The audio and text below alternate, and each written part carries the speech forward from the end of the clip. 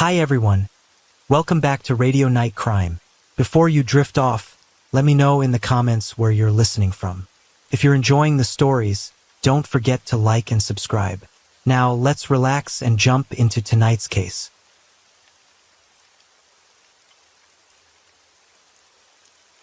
Story 1. A young girl was left home alone for a short while, only to vanish without a trace. What followed felt more like the plot of a gripping detective thriller than a real-life event. It was simply too shocking to believe something like this could truly happen. It would take 15 long years before the truth finally came to light. And when it did, the entire community was left in shock and outrage. Jessica Dishon was born on May 2, 1982, in the small, close-knit town of Shepherdsville, Kentucky. It was a quiet, rural place where most residents worked in farming and knew one another well. Jessica was the eldest sibling with two younger brothers, and from a young age, she helped care for them while her parents worked. This responsibility made her independent, and her parents always trusted her completely. At 15, she took a part-time job at a local restaurant, determined to save up for her dream car, a red Pontiac. Over the years, she diligently put money aside until she finally had enough to make her dream a reality. Despite juggling work and school, Jessica excelled academically. She had big plans to attend college after graduation and pursue a career in accounting. By the fall of 1999, at 17, she was entering her senior year of high school. Around this time, she also started dating someone, which made her even more excited about the future. On the morning of Friday, September 10th, Jessica's day started off like any other. Her parents left for work while she was still asleep, and her younger brothers caught the school bus. Jessica stayed behind, planning to drive herself to school shortly after. Around noon, her mother returned home and immediately sensed something was off. Jessica's car was still parked in front of the house. Strange, since she should have been in class. Concerned, her mother entered the house and checked Jessica's bedroom, thinking she might have overslept. But the room was empty. Next, she wondered if Jessica had asked her father for a ride instead. However, after calling him, she learned that he had gone to work alone that morning. Worried, she decided to check Jessica's car, thinking it might not have started that morning. She grabbed a spare key from inside the house and walked outside. But as she approached, a chilling sight stopped her in her tracks. The driver's door was slightly ajar, and inside, Jessica's cell phone lay on the seat with the numbers 9 and 1 already dialed. Beneath the driver's seat, one of Jessica's shoes and her keys were left behind. In the back seat, her school books, work uniform, and purse remained untouched. The disturbing scene painted a grim picture. It was clear someone had interrupted her as she tried to call for help. Jessica would never have willingly left all her belongings behind. The family lived on the outskirts of town, so if she had gone anywhere on foot, she would have had to walk for miles. Her parents immediately called the school, only to discover that Jessica had never made it to class. Strangely, the school had failed to notify them of her absence, as it should have. Their worry deepened when Jessica's best friend from the restaurant called later that day, asking why she hadn't shown up for her shift. Between her absence at school and work, the abandoned car, and the phone with 9 and 1 dialed, Jessica's parents knew something was terribly wrong. They wasted no time in contacting the police. But when they finally reached the sheriff, they were met with indifference. He brushed off their concerns, suggesting Jessica had simply wandered off and would return soon. He didn't even acknowledge the glaring evidence, like the single shoe left behind, making it nearly impossible for her to have gone far. Jessica's parents pleaded with the sheriff to take the situation seriously, but he refused to open an investigation. Frustrated and heartbroken, they had no choice but to return home. But they weren't ready to give up. Determined to find their daughter, they took matters into their own hands, reaching out to friends, relatives, and anyone who might have seen Jessica. Yet no one had any answers. Together, they scoured the town in search of Jessica, but she was nowhere to be found. The next morning, her worried parents returned to the sheriff's office and reported that Jessica still hadn't made it home. This time, the sheriff sent 2 officers to inspect her car. However, her parents soon encountered yet another issue. The officers conducted their examination without wearing gloves, carelessly handling everything inside the vehicle with their bare hands.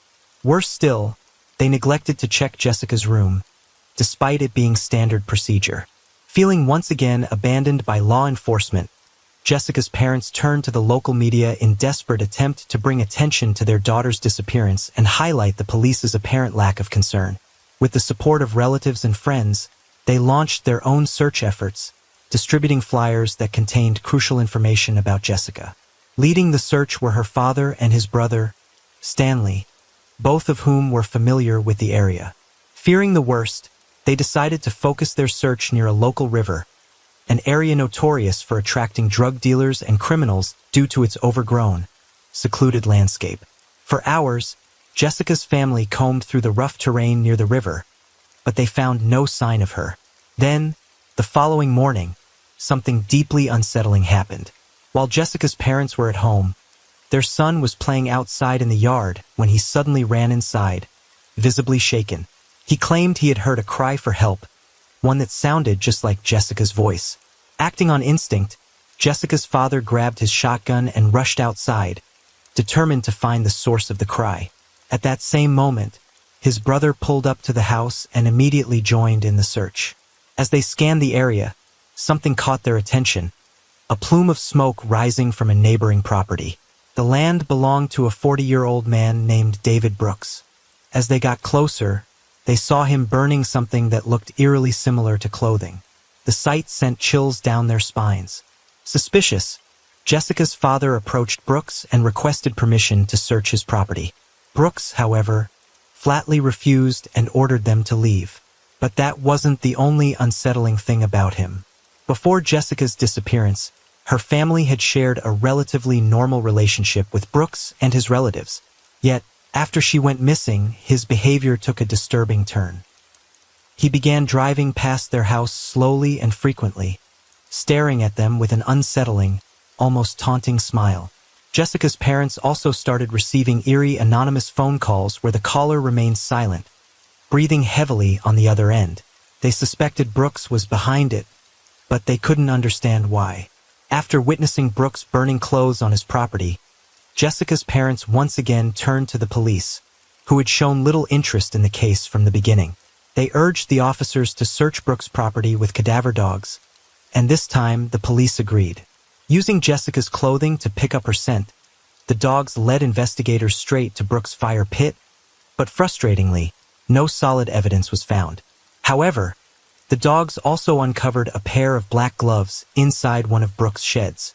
The gloves emitted an odor associated with decomposition, raising even more red flags. Despite these alarming discoveries and Brooks' increasingly suspicious behavior, the police once again failed to link him to Jessica's disappearance, leaving her parents with more questions than answers. Frustrated by the local authorities' inaction, Jessica's father made a bold decision. He reached out to the FBI. Typically, the Bureau does not launch investigations solely based on requests from missing persons' relatives. But this time, given the disturbing circumstances surrounding Jessica's case, they agreed to step in without hesitation. After carefully reviewing the details provided by Jessica's parents, the FBI came to a chilling conclusion. Something truly horrific may have happened to her. From that moment on, a real investigation finally began. The kind of thorough inquiry that local law enforcement had failed to conduct. FBI agents meticulously collected fingerprints from Jessica's room and vehicle, seizing all potential evidence for forensic analysis. They also deployed helicopters and enlisted volunteers to assist in a massive ground search. Even the pond near Jessica's home was thoroughly examined as investigators considered the possibility that her body might have been hidden there. Then, as the FBI combed through Brooks' property with a level of scrutiny the local police had never applied, they uncovered something truly alarming.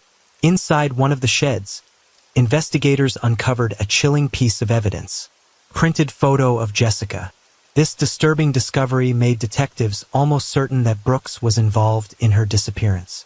They also began to suspect his 35-year-old brother Joseph, who exhibited odd behavior while the police were searching the property. However, there was a major obstacle. Despite their suspicions, the investigation had yet to produce any concrete evidence substantial enough to justify arresting either of the brothers. With no other leads, authorities intensified their search efforts, convinced that Jessica was no longer alive. Then, on September 27th, 17 days after Jessica went missing, the police received a call that would change everything. A woman was driving along a road near the river, the same area where Jessica's father had desperately searched in the early days of her disappearance. As she passed by, she noticed something unusual near a tree just off the road.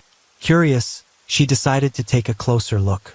As she approached, a horrifying realization set in. The object resembled a human body. Without hesitation, she dialed 911. FBI agents rushed to the scene, and their worst fears were confirmed. The lifeless body of a young woman lay before them, badly decomposed and missing several fingers and limbs. A rope, streaked with red and silver paint, was tied tightly around her legs. Parts of her clothing were also missing, leading investigators to suspect she had been sexually assaulted. Due to the body's advanced state of decomposition, authorities were unable to immediately confirm whether it was Jessica.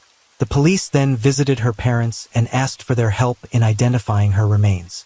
Overcome with grief, Jessica's father couldn't bring himself to look. But her mother, gathering all the strength she had, agreed to go to the scene. At first, she struggled to recognize her daughter. But then, her eyes fell upon something unmistakable. A small butterfly tattoo, identical to Jessica's, located in the exact same spot. The painful truth became undeniable. Later, forensic experts officially confirmed Jessica's identity and determined her cause of death, strangulation. The examination also revealed multiple bruises, indicating she had suffered a brutal attack before dying.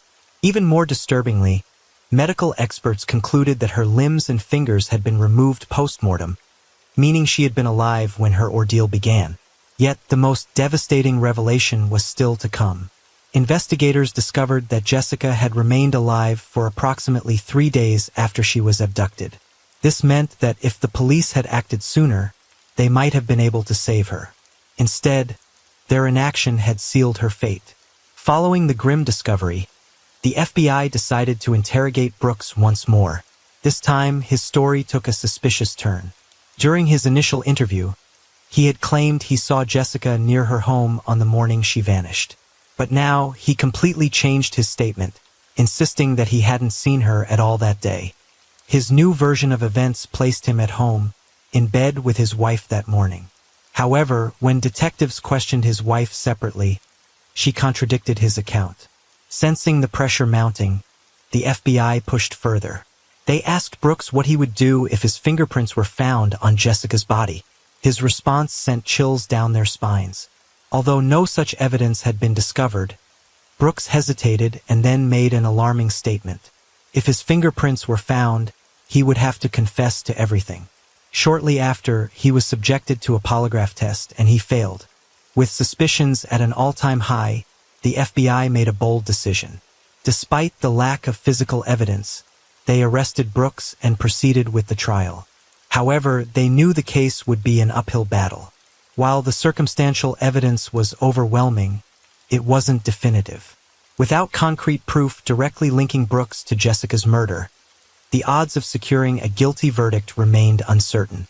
As the trial preparations progressed, detectives continued their search for additional evidence that could strengthen the case. While reviewing past findings, investigators recalled an intriguing detail. During their search of Brooks' car, they had discovered a rope strikingly similar to the one used to tie the victim's legs. However, without any DNA evidence on it, the rope remained yet another piece of circumstantial evidence rather than definitive proof. The trial commenced in January 2003. Brooks' attorney vehemently argued that there was no concrete evidence linking his client to the crime, insisting on his innocence. Then, a crucial misstep by law enforcement came to light during the proceedings. When investigators first discovered Jessica's body, they also found several of her missing limbs nearby. These remains were placed in specialized containers and handed over to the local police for safekeeping. However, despite clear labels instructing officers to store them in a refrigerated environment, the boxes were instead left at room temperature.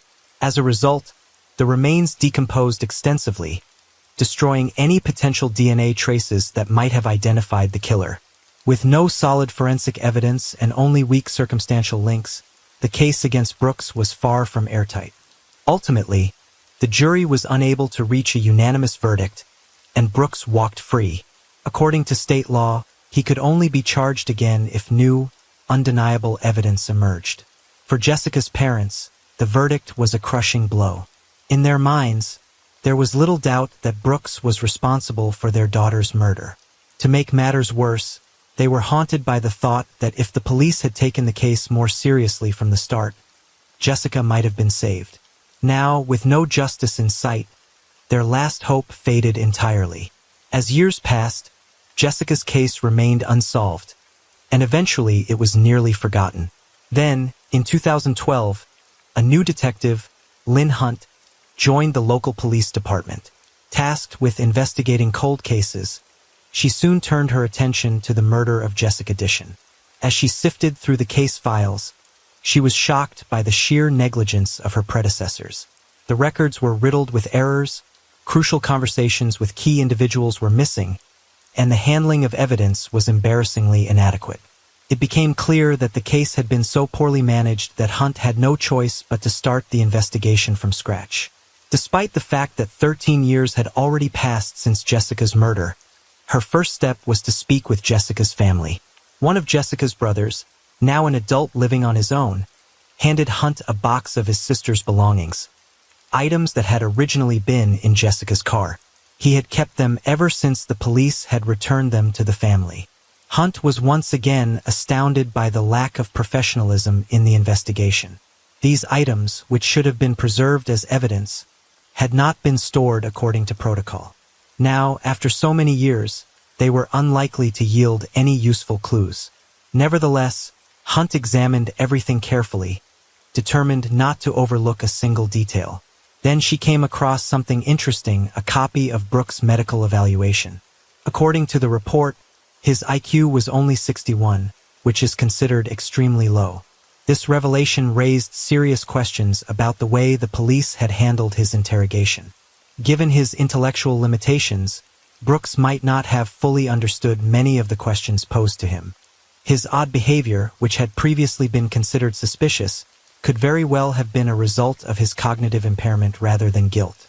This new perspective led Hunt to consider a shocking possibility. What if Brooks had nothing to do with Jessica's murder? What if the real killer had never even been investigated? Determined to find the truth, Hunt launched a fresh inquiry. She meticulously reviewed all individuals connected to the case, as well as people living in the area at the time of Jessica's disappearance. Her investigation continued until September 2014, nearly 15 years after Jessica's death, when an unexpected lead emerged. A fellow officer from another department reached out to Hunt with intriguing news. An inmate at a Kentucky state prison had come forward, claiming to know the true identity of Jessica Dishon's murderer. Hunt approached this tip with cautious skepticism. In her experience, inmates often fabricated stories in hopes of bargaining for reduced sentences or better prison conditions. More often than not, such leads proved to be nothing more than time-wasting dead ends. Still, she knew she couldn't afford to dismiss it without verification. Determined to follow every possible lead, Hunt made her way to the prison to meet the informant. The man revealed that he had once shared a cell with another inmate, a convict who had been sentenced for child abuse, the very same crime he himself had committed. Bound by shared experiences, the two inmates developed a twisted friendship, occasionally exchanging details about their past crimes. Then, one day, the cellmate made a shocking confession. Among other things, he claimed to have murdered Jessica Dishon. But what came next left Detective Hunt utterly stunned. The informant revealed the name of the man responsible for Jessica's death. It was none other than Stanley Dishon, Jessica's uncle and her father's own brother. According to the inmate, Stanley had confided in him, admitting that he had been sexually abusing Jessica for years while living under the same roof as her family. He had threatened her repeatedly, warning that if she ever told anyone, he would kill her or harm someone she loved. By the spring of 1999, Stanley grew increasingly paranoid. Jessica had started dating someone, and he feared that she might finally confess to her boyfriend about the abuse. Desperate to silence her, Stanley took action. On the morning of September 10th, he arrived at Jessica's home while she was alone. She was outside, getting into her car, her belongings already packed inside. Stanley confronted her, demanding that she end her relationship immediately, but Jessica refused. She had had enough, and this time she fought back. She threatened to expose him if he didn't leave her alone. Panic set in. Stanley lashed out, issuing more threats. Jessica turned to grab the phone, intending to call 911. Realizing that his entire world could come crashing down, Stanley lunged at her. Jessica managed to break free and ran into the house, but he chased after her. Once inside, he followed her to her bedroom, struck her, and tightly bound her in her own bed sheets. Then, he carried her away to an abandoned shed, just a short distance from where her body would later be found. For several agonizing days, Stanley kept Jessica captive, subjecting her to unimaginable abuse and torture. Then he ended her life, but his cruelty didn't stop there. He moved her body, placing it in a visible spot near the road, ensuring that it would eventually be discovered. Hoping to mislead investigators, he went even further, removing some of Jessica's limbs to make it appear as if her death had been the work of drug traffickers. Before leaving the scene, he buried the bed sheets beneath the shed, erasing the last traces of his crime. Detective Hunt was shaken. The details provided by the informant were eerily specific, details that had never been made public. Only Jessica's closest relatives knew about the missing limbs, meaning the inmate couldn't have fabricated that part of the story. Then, he revealed one final piece of information. Stanley had buried one of Jessica's shoes beneath a broken tree near the shed. If this was true, Hunt finally had a chance to prove his guilt. Determined to verify the claims, Hunt launched an independent search. But with limited resources at the local police department, she had no choice but to seek help elsewhere. She turned to Jessica's brother and a few other relatives who agreed to assist in the search. Not wanting to alarm them prematurely, Hunt chose not to disclose that Stanley was now the prime suspect. First, she needed concrete evidence. On the first day, the search was fruitless. In the midst of pouring rain, they dug through the areas matching the informant's description, but nothing surfaced. The next day, Hunt and Jessica's brother returned to the site with renewed determination. As they drove along the road, he pointed out an abandoned barn. Something about it caught Hunt's attention. They stopped the car, entered the barn, and started digging the soil inside. Almost immediately, they uncovered something buried beneath the dirt. A long-awaited breakthrough. It was a bedsheet. Hunt carefully collected the evidence and rushed to Jessica's home.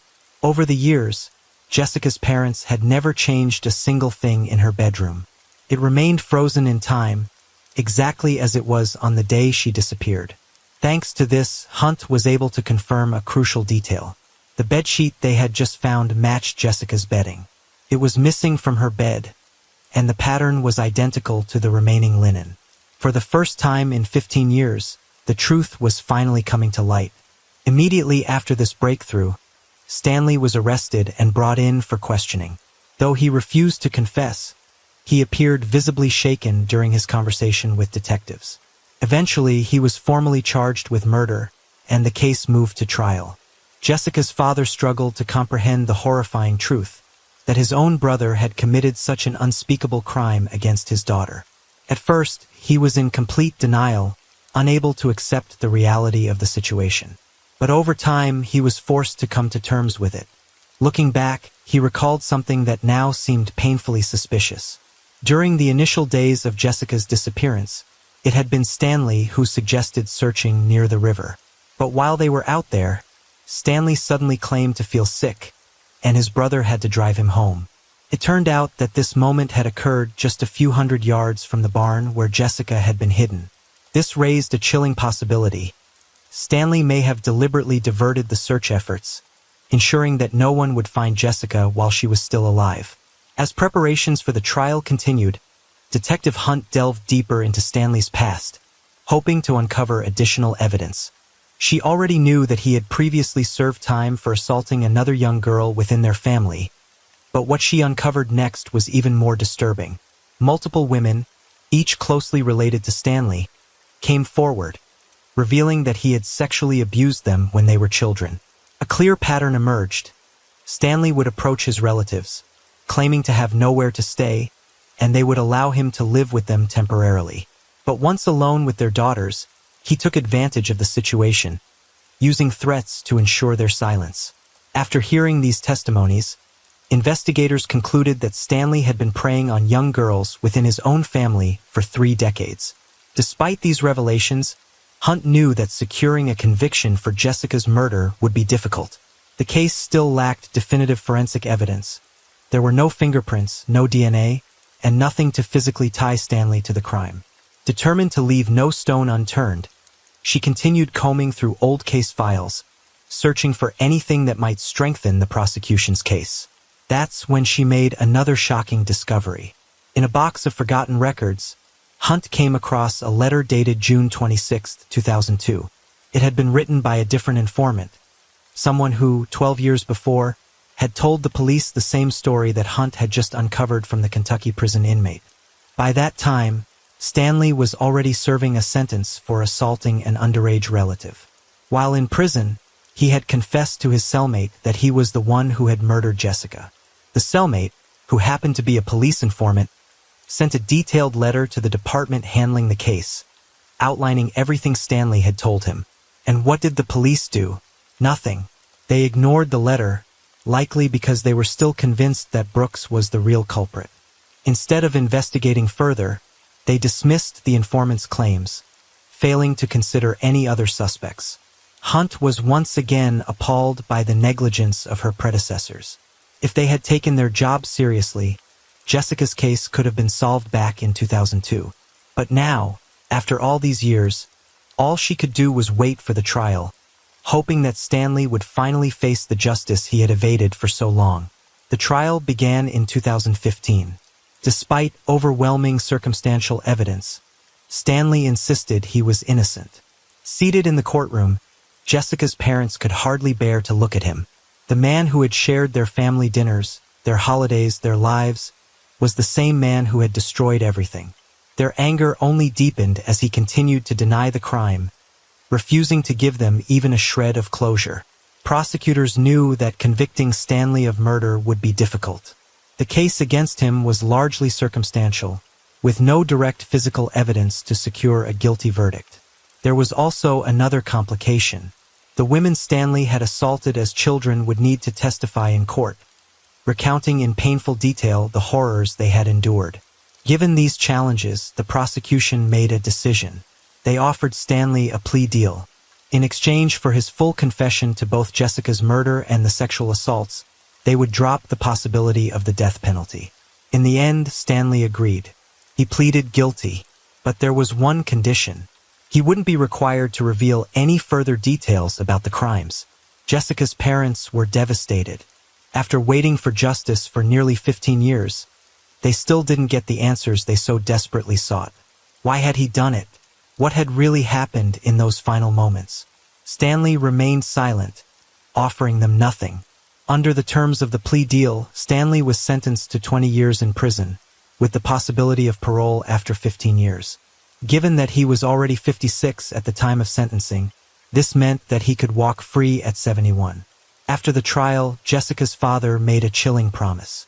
If his brother ever got out of prison, he would be waiting for him. And this time, he would take justice into his own hands. In 2019, Stanley gave his first interview from prison, claiming once again that he was innocent. According to him, he had been at work on the morning Jessica disappeared. But after 2 decades, verifying his alibi was impossible.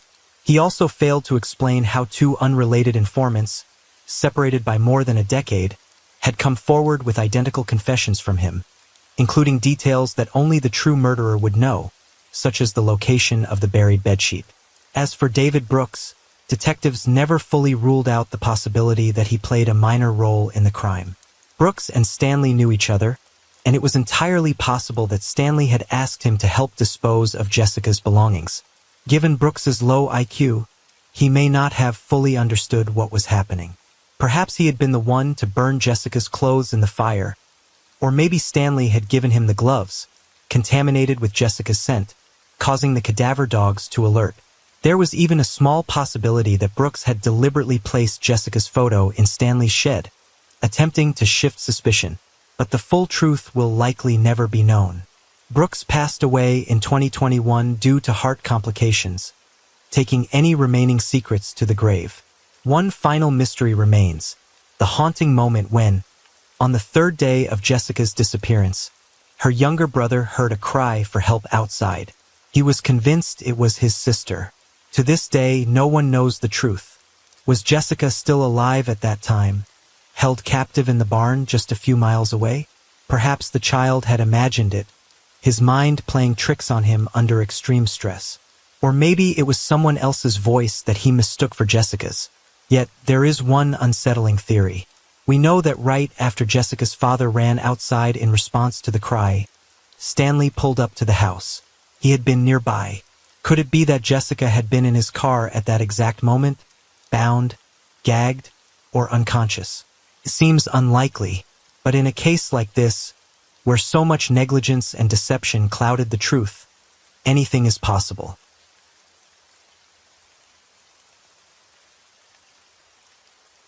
Story 2. We're diving into a chilling case that shook an entire community. A little girl who vanished without a trace from her bedroom in the middle of the night.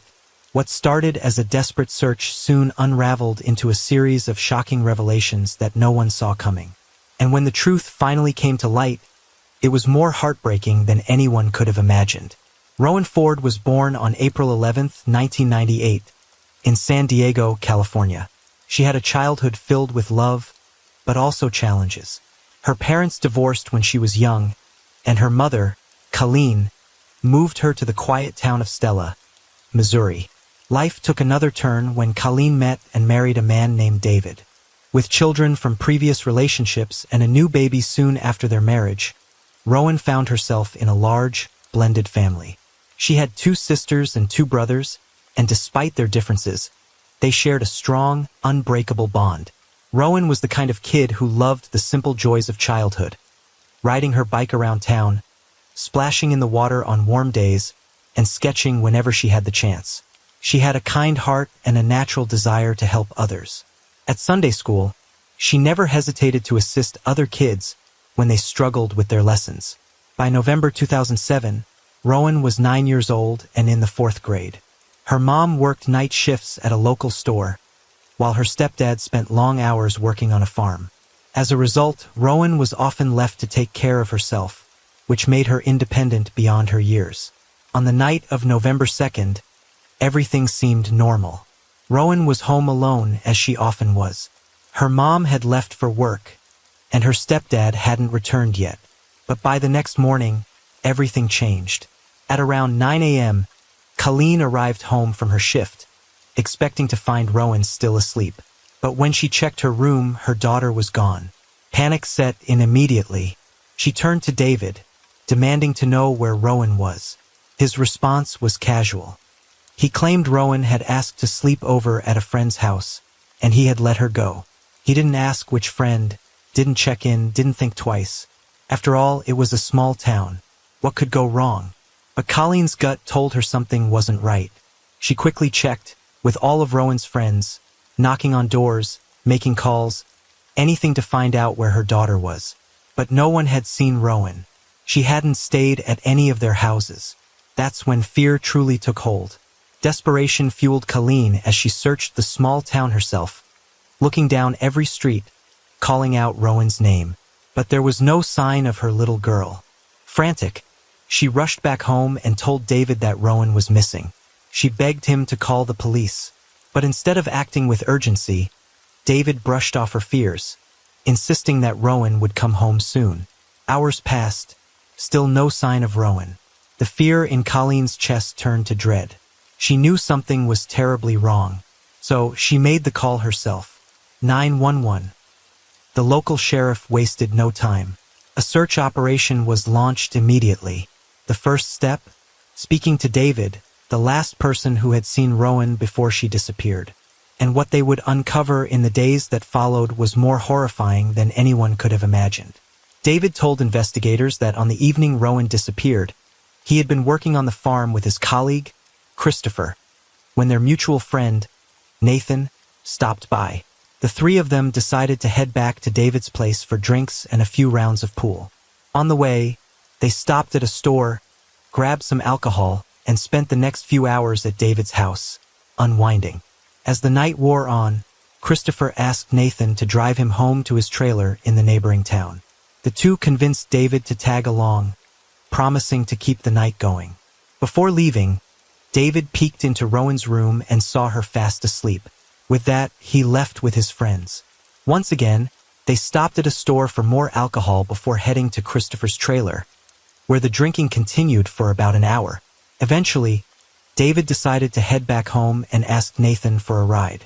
Nathan, already intoxicated, chose to take the back roads instead of the highway. He was too drunk to risk running into the police. After dropping David off, Nathan drove home while David went straight to bed. Sometime later, David claimed he was woken up by Rowan, who asked if she could sleep over at a friend's house. Barely awake, he agreed without thinking twice and drifted back to sleep. This part of David's story didn't sit right with the police. A 9-year-old girl deciding to leave her house in the middle of the night, and her stepfather letting her go without even asking which friend she was talking about. Something felt off. The sheriff couldn't shake the feeling that David was either hiding something, or worse, directly involved in Rowan's disappearance. But without any evidence, suspicion alone wasn't enough. Meanwhile, the search for Rowan intensified. Officers combed through the small town and its outskirts late into the night, but there was no sign of her. News spread quickly. After all, Stella was home to just 150 people, a place where everyone knew each other. Parents were used to letting their kids roam freely without a second thought. Nothing bad ever happened here until now. By the time the first 24 hours passed with no trace of Rowan, fear gripped the entire town. Neighbors and friends poured in to help, desperately hoping to bring her home. On November 4th, police traveled to the neighboring town to question Christopher. He backed up David's story completely, but then he mentioned something troubling. David hadn't even contacted him since that night, and he only just found out Rowan was missing. With growing concern, authorities expanded the search, bringing in even more volunteers. But still, they found nothing. No clues, no leads, no Rowan. By the next morning, the case had escalated. The FBI joined the investigation. While local police continued searching every corner of Stella, detectives turned their attention to a terrifying possibility. What if Rowan had been abducted? Investigators were deeply skeptical of David's story. It simply didn't add up. They had already spoken to all of Rowan's friends, and not one of them had seen her that night, confirming that she had never gone to a sleepover. Meanwhile, as they continued questioning David, they noticed something alarming. He kept changing small but crucial details in his account. At first, his timeline for the night was inconsistent, making it unclear exactly how long he had been away from home. Then he backtracked on his original statement, suggesting that maybe Rowan hadn't even asked him for permission to leave, and had simply wandered off on her own. This sudden shift only deepened the authorities' suspicions. The real turning point came when FBI agents discovered something David had conveniently failed to mention. On the night Rowan disappeared, he had asked his mother to borrow her car. Why would he need another vehicle when he had his own pickup truck? And why hadn't he told the police about this before? Determined to find answers, investigators seized both his mother's car and his truck for forensic examination. But despite their efforts, experts found no trace of evidence linking either vehicle to Rowan's disappearance. As doubts about David grew, detectives decided to take another look at the two men who had been with him that night, Christopher and Nathan. Christopher was brought in for questioning again. He stuck to the same story he had given the day before and even agreed to take a polygraph test. The results showed no signs of deception. For a moment, it seemed like there was nowhere left to turn. But then, something unexpected happened. A few hours after leaving the police station, Christopher was back at work when he spotted Sheriff Clark's car passing by. He waved for him to stop, Sheriff Clark wasn't directly involved in Rowan's case. He was in charge of the police department in Witten, a neighboring town. But he had known Christopher for nearly 2 decades, ever since his childhood. Clark had been close friends with Christopher's foster parents, and over the years, Christopher had come to see him as a trusted figure, someone he could turn to in difficult times. As they stood there talking, the conversation naturally drifted to Rowan's disappearance. Sheriff Clark listened carefully, but something about Christopher's demeanor struck him as odd. He seemed nervous, like there was something weighing on him. Clark had a gut feeling that Christopher wasn't telling the whole truth, and with a child's life potentially hanging in the balance, he couldn't ignore it. He immediately contacted the FBI, sharing his concerns. Investigators began to suspect that Christopher might be hiding information, perhaps even protecting David. Maybe David had asked him to tweak certain details of that night, and now Christopher was afraid that if he came clean, he could be implicated as an accomplice. Given his long-standing relationship with Christopher, Sheriff Clark offered to help get through to him. That evening, Christopher stopped by Colleen's house, asking if there were any updates on the search. Almost at the same time, FBI agents arrived to speak with Rowan's mother again. Seeing Christopher there, they decided to question him once more. First, he stuck to his story. Everything had happened exactly as he had described before. Nothing had changed. But then, for the first time, Christopher hesitated. And finally, he admitted something that shifted the entire investigation. He wasn't ruling out the possibility that David was involved in Rowan's disappearance. And more importantly, he was ready to help uncover the truth, no matter how devastating it might be. Christopher was so determined to get to the truth that he even suggested wearing a wire and confronting David in hopes of coaxing a confession out of him. But at that point, detectives decided not to take such a drastic step. Instead, they asked him if he had any idea where David might have hidden Rowan's body. He hesitated, then named several locations. The next morning, police set out to search those areas while the broader search around Stella continued. Meanwhile, FBI agents brought David in for questioning once again. But as expected, he stuck to his story, denying any involvement over and over again. Investigators combed through his home, hoping to find any shred of evidence that could crack the case. But once again, they came up empty-handed. At the same time, Christopher found himself back at the sheriff's office, sitting across from Sheriff Clark. He told him about his latest encounter with the FBI. But something about his demeanor didn't sit right with Clark. There was something else, something Christopher wasn't saying.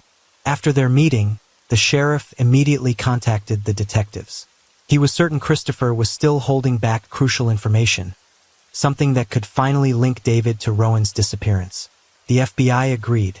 Christopher had reached out to Clark multiple times since the case began, which told them one thing. He wanted to talk, but for some reason he was scared to. So, the next day, November 7th, police called Christopher back to the station. This time, they needed his consent to search his safe, which was still inside David's house. He had with David for several months when he had nowhere else to stay, and some of his belongings remained there. Christopher agreed, and he also voluntarily allowed police to search his trailer, his car, and even provided a DNA sample. Then the real questioning began. Detectives pressed him once again about the events of that night, urging him to confirm David's story. But this time, something shifted. Christopher hesitated. His expression changed. And then finally, he admitted it. David's story wasn't entirely true. The room tensed. Detectives leaned in, urging him to keep going. They needed to know what really happened that night. But the pressure overwhelmed him. Christopher became defensive, his voice rising as he accused them of treating him like a suspect. If they were going to try and pin Rowan's disappearance on him, he said, then he had nothing more to say. And with that, the interrogation ended. Later that evening, Christopher went straight to Sheriff Clark. Frustrated, he vented about the way the detectives had questioned him, saying they were treating him like a criminal and that he might need a lawyer. Clark remained calm, reminding him that the police weren't trying to accuse him of anything. They were simply doing everything in their power to find Rowan. Christopher was quiet for a moment. Then he made a decision. "If I share anything else," he said, "it'll only be with you." Clark didn't push. Instead, he did what he had always done. He listened, and slowly Christopher began to open up. Tears welled in his eyes. His voice shook. He swore he loved Rowan, that he would never hurt her. When he had lived at David's house, he had grown attached to her and the other kids. They had treated him like family. They had even called him Uncle Christopher. Clark watched him carefully. He could see it. Christopher was on the edge of revealing the truth. The question was, would he finally let it out? Just as Christopher was on the verge of revealing the truth, an unexpected visitor arrived at the police station, pulling Sheriff Clark away. By the time Clark returned, Christopher was gone, taking whatever he had been about to confess with him. Frustrated but careful not to push too hard, Clark immediately contacted the FBI. He explained that Christopher had been right there, ready to talk. But he also warned that pressuring him too much could backfire. If they weren't careful, he might shut down completely or even get a lawyer. The detectives agreed. They would give him space, hoping he would come forward on his own. Meanwhile, the search for Rowan continued. But each passing day without answers deepened the growing despair. Then everything changed.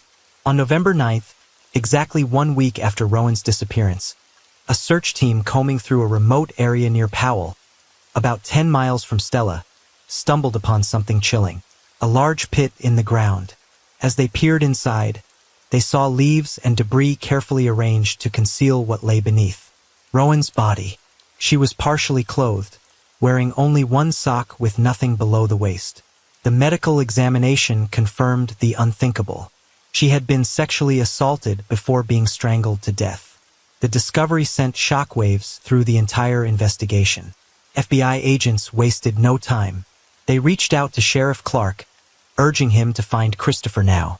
With Rowan's body recovered and the case officially classified as a homicide, they were convinced he knew more than he had admitted. And this time, there was no room for hesitation. But there was a problem. That morning, while Clark had been away, Christopher had actually come to the station, looking for him. He told the officers he needed to speak with Clark urgently, then left before anyone could stop him. Now he was nowhere to be found. Clark searched every place he thought Christopher might go, but he had seemingly vanished. Hours passed. Then, finally, his phone rang. It was Christopher. His voice was tense, almost frantic. The first thing he asked was whether he was being followed. He explained that ever since hearing the news about Rowan's body being found, he had been driving aimlessly, trying to clear his head. But then, he noticed something. A gray car trailing him. No matter where he went, it was always there. Fear seeped into his voice. Was someone watching him? Were they planning to pin the murder on him? Or worse, was someone looking for revenge? Clark reassured him that as far as he knew, there was no surveillance on him. Then he made a simple offer. "Let's meet in person." Christopher agreed. When they met, it was clear something had changed. He was on edge, his body tense, his hands shaking. He was scared, and not just in an anxious way. This was deep fear. Clark wasted no time. He brought Christopher back to the station and told him plainly, "Rowan's death is now a homicide case. If there's ever been a time to tell the truth, it's right now." What did David do to Rowan? Tears welled up in Christopher's eyes. His breathing became uneven, but instead of answering, he hesitated. Then he glanced around the station, scanning the people moving through the building. And finally, he whispered, "There are too many people here. I can't talk about this here." Clark could see it. Christopher was standing on the edge of a confession. The question was, would he finally take the leap? Christopher suggested they go somewhere quieter, away from prying eyes.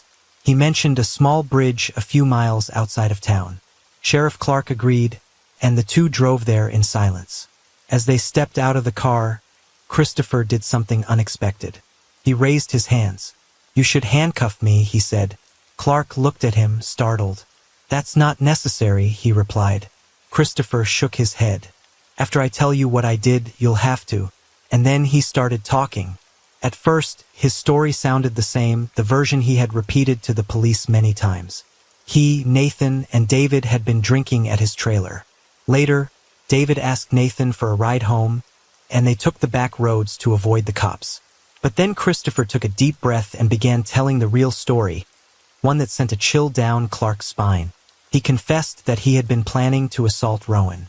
The thought had been in his mind all night, and when he realized his friends would take the long way home through the fields, he saw his opportunity. Instead of waiting, Christopher got into his car and sped toward David's house, taking the highway to get there as fast as possible. Once inside, he crept into Rowan's room, carefully lifted her sleeping body and carried her to his car, making sure she didn't wake up. He took her straight to his trailer. That was where she finally woke up. Disoriented and terrified, she struggled against him, but she was too small to fight back. Christopher never turned on the lights. He never spoke. He didn't want her to recognize him. And then he did the unthinkable. His original plan had been to take her back home afterward, to leave as if nothing had happened. But things didn't go as planned. When he carried Rowan outside, the moon was bright, and in that brief moment, she saw his face. Panic overtook him. He couldn't let her live. He grabbed a rope, and before she could scream, he strangled her. Sheriff Clark felt sick. He stood frozen, barely able to process what he was hearing. Christopher continued.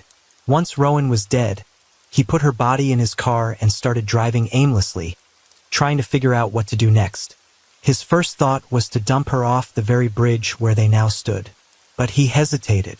Someone would find her too quickly, so he kept driving. And then he remembered the large pit outside the neighboring town. That's where he went.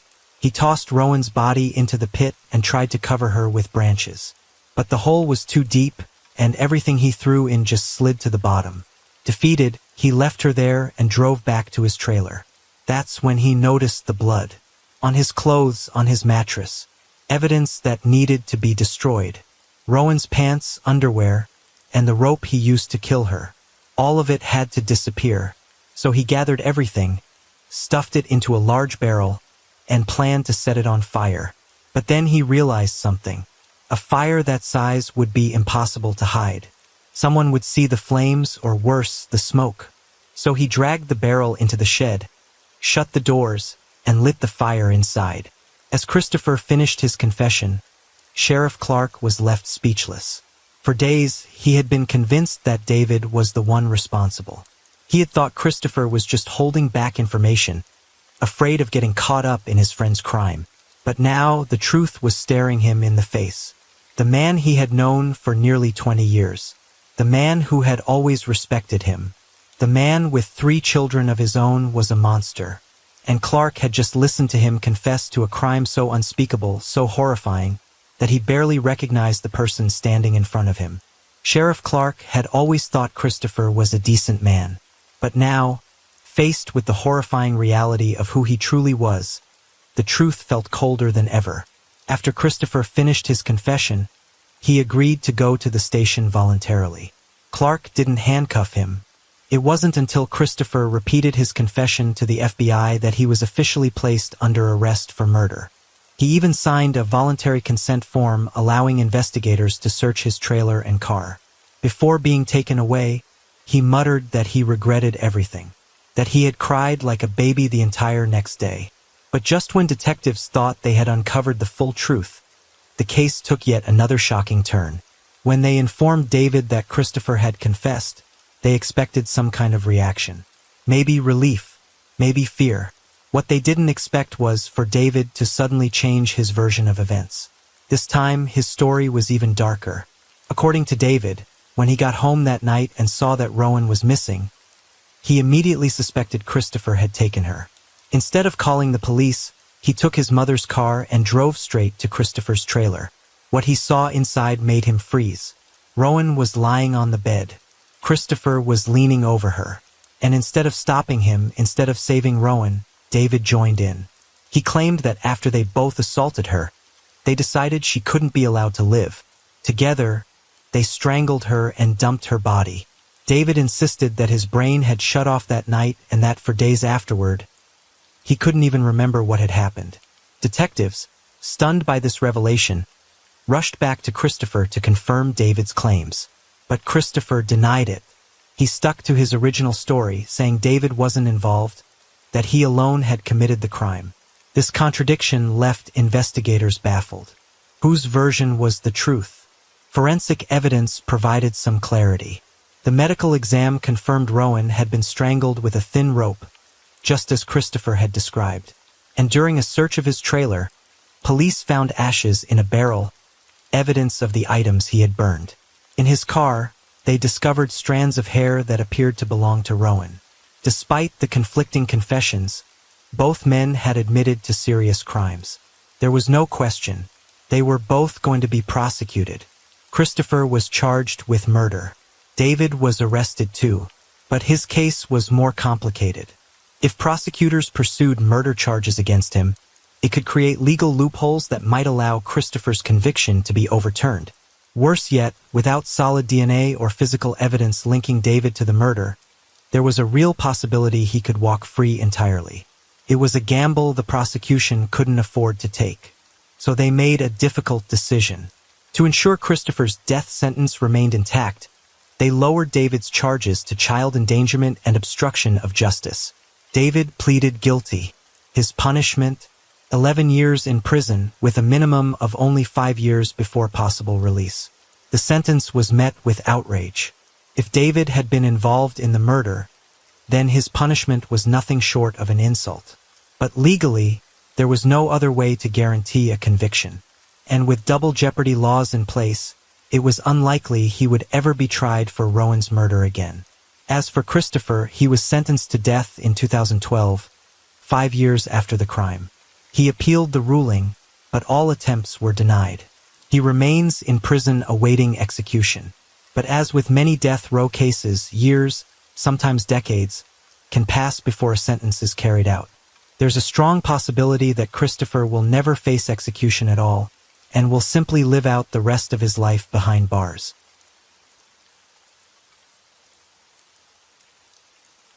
Story 3. Breakups and divorces. They can get messy, right? We've all heard about custody battles, arguments over money, or just drama in general. But this one takes things to a whole new level. Tommy Carlton and Elizabeth Nicholas didn't just end things the ordinary way. When they split, it turned into a case so twisted that even the police were caught off guard. And boy oh boy, this isn't just a messy divorce story. It's something much, much deeper. And without wasting any time, we're getting right into it. So, who are Tommy and Elizabeth? So it all started out pretty normal. Tommy Lyle Carlton was working as a registered nurse in Osceola County, Florida. And so was a woman named Elizabeth Nicholas. They crossed paths pretty quickly at the medical facility, and right away something just clicked. It wasn't long before they became friends, and, well, you can probably guess what happened next. That friendship didn't stay just a friendship for long. It turned romantic.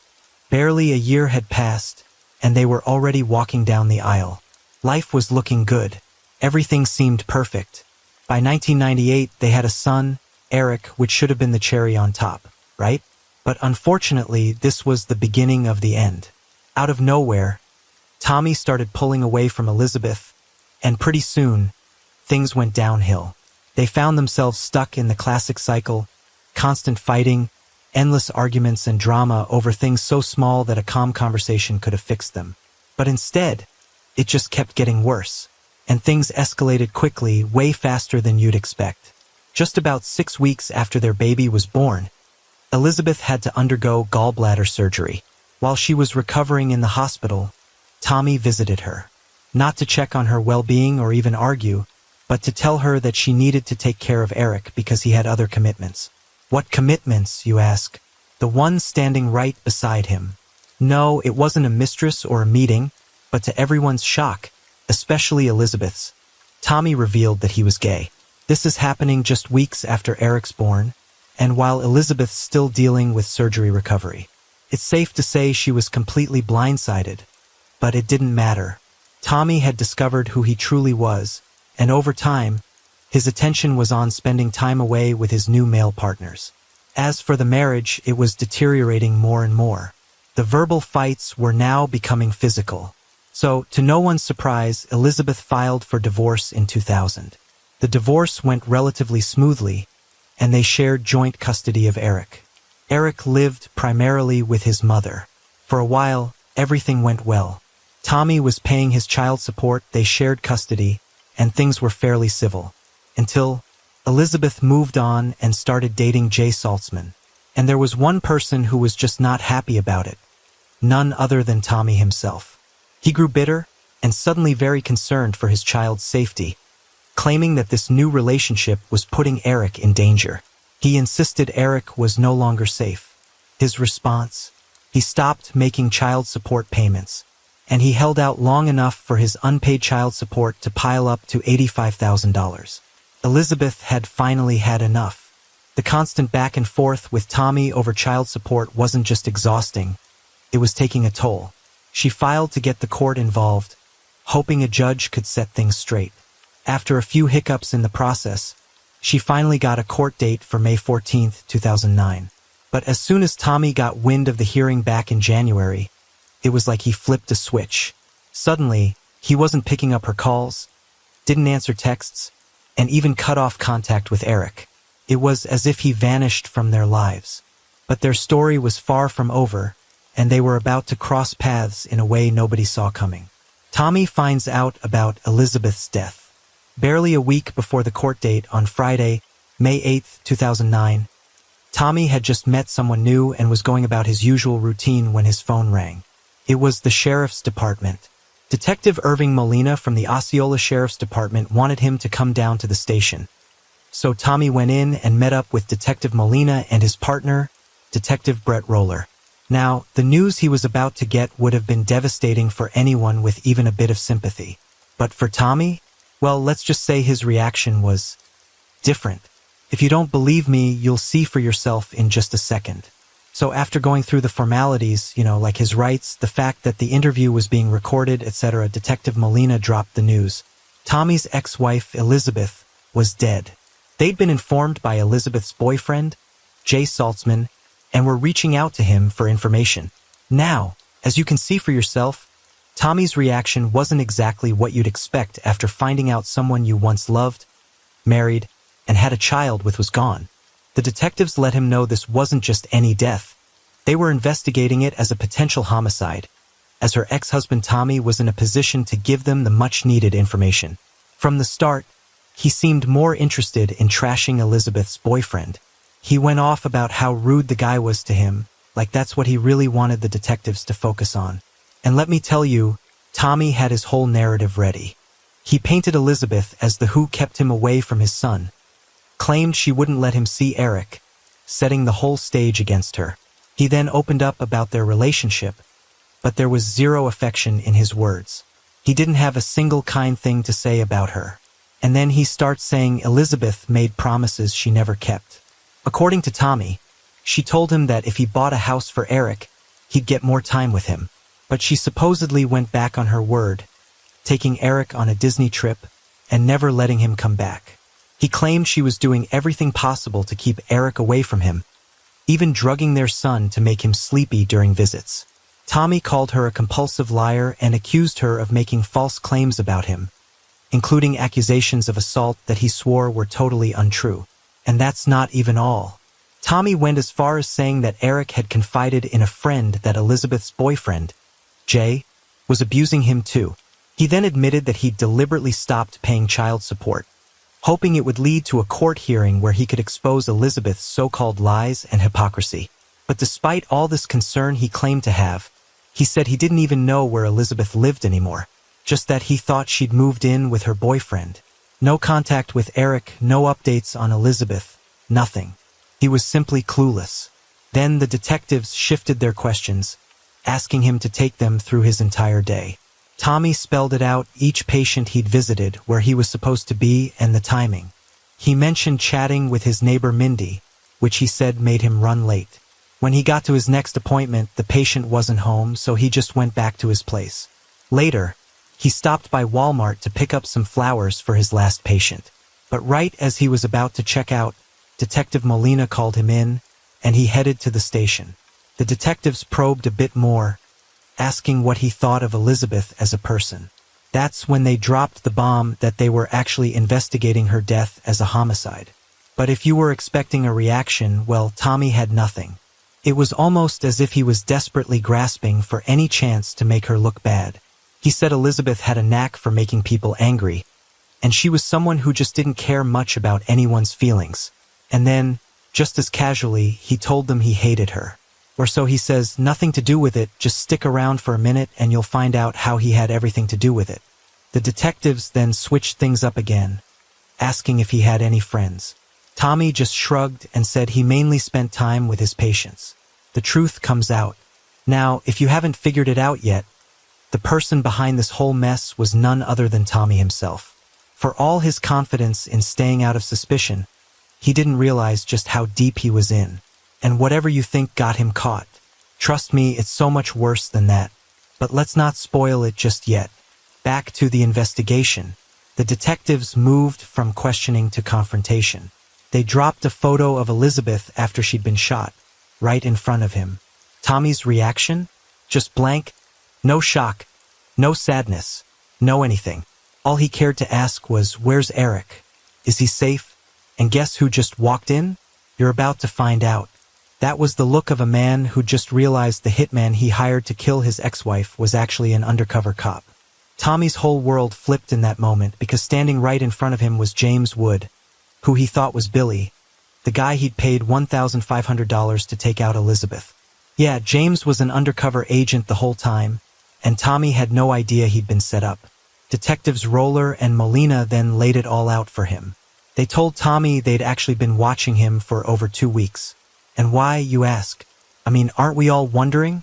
Let's see how he responds. Last week. Okay, so I don't understand what would drive a person to that point. Turns out it wasn't just James. Agent Griffin was in on the whole operation. 2. Both agents were working together to expose Tommy's entire plan to murder Elizabeth. Tommy started to realize he was backed into a corner with nowhere to go. And just when things couldn't get any worse for Tommy, in walks the head of the Violent Crimes Unit, the very person who'd been leading this investigation from day one. And he didn't just walk in empty-handed. He came in with solid proof, showing Tommy the exact cash, the bills he'd handed over to Billy to make Elizabeth disappear. And it gets worse. Every detail of Tommy's plot, every step of his plan from just a week earlier, they had it all on camera. It was all right there, undeniable. But here's the thing that might be the worst part for Tommy. Not only was he caught red-handed, but the person he wanted dead? Elizabeth was still alive. She hadn't been harmed at all. Detective Roller looked him straight in the eye and told him that the evidence they'd collected was enough to lock him up for good. And that's when Tommy finally asked for a lawyer. He was arrested for solicitation to commit murder and attempted murder, and held without bond at the Osceola County Jail. And in the weeks that followed, Tommy decided he'd represent himself in court. But oh, we're just scratching the surface here. Don't worry, we're going to take a look into exactly what the detectives found, all the proof they had, and how they set this thing up. Here's how it went down. By June 2008, Tommy Carlton had reached his limit with Elizabeth. Like, he didn't just want her out of his life, he wanted her gone. Permanently. So, while he's supposed to be getting his act together at Narcotics Anonymous, he meets this guy named Ricky Donovan. Now, instead of talking about recovery, Tommy started hinting to Ricky that he wanted Elizabeth out of the picture for good. Ricky listened, and before you know it, he ended up introducing Tommy to someone else. A guy named James Wood. And that's where things take a turn. A good one. For Elizabeth, at least. James wasn't exactly living a great life himself. He also had a kid he barely saw because his ex had cut him off. And somehow that became a weird bond between him and Tommy. They both felt stuck, cut off from their kids, and for the next few weeks they got closer. Tommy started feeding James this sob story about how he was just trying to protect his son. Then things got real. Tommy wasn't just complaining about Elizabeth anymore. He had ideas and he was spelling them out. He talked about poisoning her, even messing with her car to make it look like an accident. And then Tommy hit James with this. If James helped him get rid of Elizabeth, Tommy would take care of James' ex so he could be with his son. At first, James thought it was just talk, something Tommy would vent about and forget. But Tommy wouldn't let it go. He kept bringing it up, again and again, and it became clear he was dead serious. It was clear he was locked in on making this happen. That's when James threw out an idea almost like a dare. Why don't you hire a hitman? But here's what Tommy didn't know. James was getting pretty freaked out. Realizing Tommy was actually serious, James started panicking. And he decided to bring someone else in on it. He reached out to a family friend, Sheriff's Deputy David Snyder. James told Snyder the whole story, how he met this guy Tommy through someone at Narcotics Anonymous, and how Tommy was dead set on getting someone to take care of his ex, Elizabeth. By May 4th, James and Deputy Snyder decided to go all in. They'd take things to the next level and set up a plan Tommy wouldn't see coming. They met with Sergeant Wiley Black from the Osceola Sheriff's Violent Crimes Unit. Sergeant Black and 2 detectives sat down with James to hear the full story. That's when they decided they needed backup for this one. Lieutenant Howard Griffin, who had experience working undercover, was brought in to help get to the bottom of this. They got everything set up and told James to call Tommy to set up a meeting for later that night. The location was a room at the local Quality Inn. While officers worked fast to set up surveillance in the room next door, Lieutenant Griffin was getting into character as Hitman Billy. That night, Tommy was on his way to meet Billy for the first time, not knowing that a whole team from the Violent Crimes Unit was right next door, ready to catch everything on tape. Just in case Tommy got cold feet later, they wanted to make sure they had everything on tape. On May 4th, 2009, Tommy showed up, already convinced that James had a guy lined up to things for him. At first, the conversation was pretty normal, but it didn't take long before Tommy started getting into the real reason he was there, almost as if he was ready to puke out his grievances. He told Billy that his son, Eric, was being abused by Elizabeth and her boyfriend, Jay. Tommy was complaining about how that Eric had called him crying, begging for help, saying he couldn't take it anymore. This was allegedly the reason Tommy was desperate to get full custody of his son, and he was willing to do anything to make that happen, even murder. But this guy wasn't foolish. During this whole meeting, Tommy was getting more and more paranoid. He was convinced the hotel room was bugged. When he went to grab a pen, he thought he saw a metal briefcase in the next room that looked like it had a listening device in it. He told James and Billy about it, but when they checked again, they found nothing. Still, Tommy couldn't shake the feeling that something wasn't right. After talking for a while, Tommy suggested they head out to his truck to keep talking. That's when the real plan started to take shape. Tommy told Billy he just needed Elizabeth taken out of the picture, and they set a deadline. Tommy wanted it done by May 14th. Billy then told Tommy that the easiest way to do it was with a single gunshot to the head. He also laid out his payment terms, $500 up front and another $1,500 when the job was done. They agreed to that, and Tommy promised he'd have the first payment by Friday. Billy then told Tommy to start building an alibi, something that would make him look innocent if the police came asking questions. Tommy agreed he'd make sure he was seen around town all week. For the next 5 days, Tommy met with Billy 3 more times. Each time, Tommy got more and more specific, handing over more and more details of Elizabeth and Eric. They went over the details of the plan, agreeing on how to handle Elizabeth, and each meeting seemed to bring Tommy closer to actually believing this was going to happen. What he didn't know was that while all this was going down, cops had already contacted Elizabeth. They told her everything Tommy was planning, and she agreed to help them catch him red-handed. On the afternoon of May 6, 2009, Tommy and Billy met again, this time in a Dairy Queen parking lot in Kissimmee, Florida. And of course, the whole thing was being recorded. Tommy, probably trying to look casual, decided to drive Billy around town, showing him the photos of his son and ex-wife. While they drove, Tommy couldn't stop himself. He kept ranting about Elizabeth. He kept talking about these nightmares he was having, how he was scared for Eric's safety, and how he just had to protect his son. In Tommy's mind, Elizabeth and her new boyfriend were a threat, and he was convinced that the only way to make sure Eric was safe was to get rid of her, once and for all. Before going off on their own ways, Tommy and Billy had it all lined up for Friday, May 8, 2009. They agreed to meet up around midday, sometime between 1 and 2 p.m. Elizabeth, on the other hand, was fully on board at this point, helping the authorities set up the whole thing. And Agent Griffin, still posing as Billy, was ready for their third meeting just after 3 p.m. this time at a Walmart parking lot in Osceola County. Tommy showed up, handed him the $500 and promised another $1,500 later. Once the cash was exchanged, Tommy left, completely unaware that the sheriff's office was already preparing to set up the crime scene. They had everything they needed, including fake photos of Elizabeth for Tommy's benefit. As Tommy drove away, Griffin called him to remind him to start putting his alibi together for later that night. Billy then laid out the plan for the next step.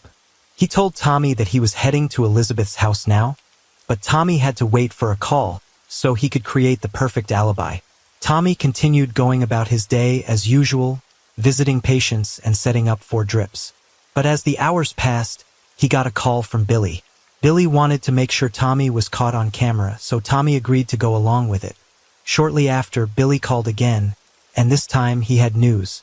He told Tommy to meet him at the Walmart once more. With the plan completed, Tommy felt a sense of relief. The two men parted ways, agreeing to stick to their alibis to avoid any complications. But as Tommy got into his car and drove off, his phone rang.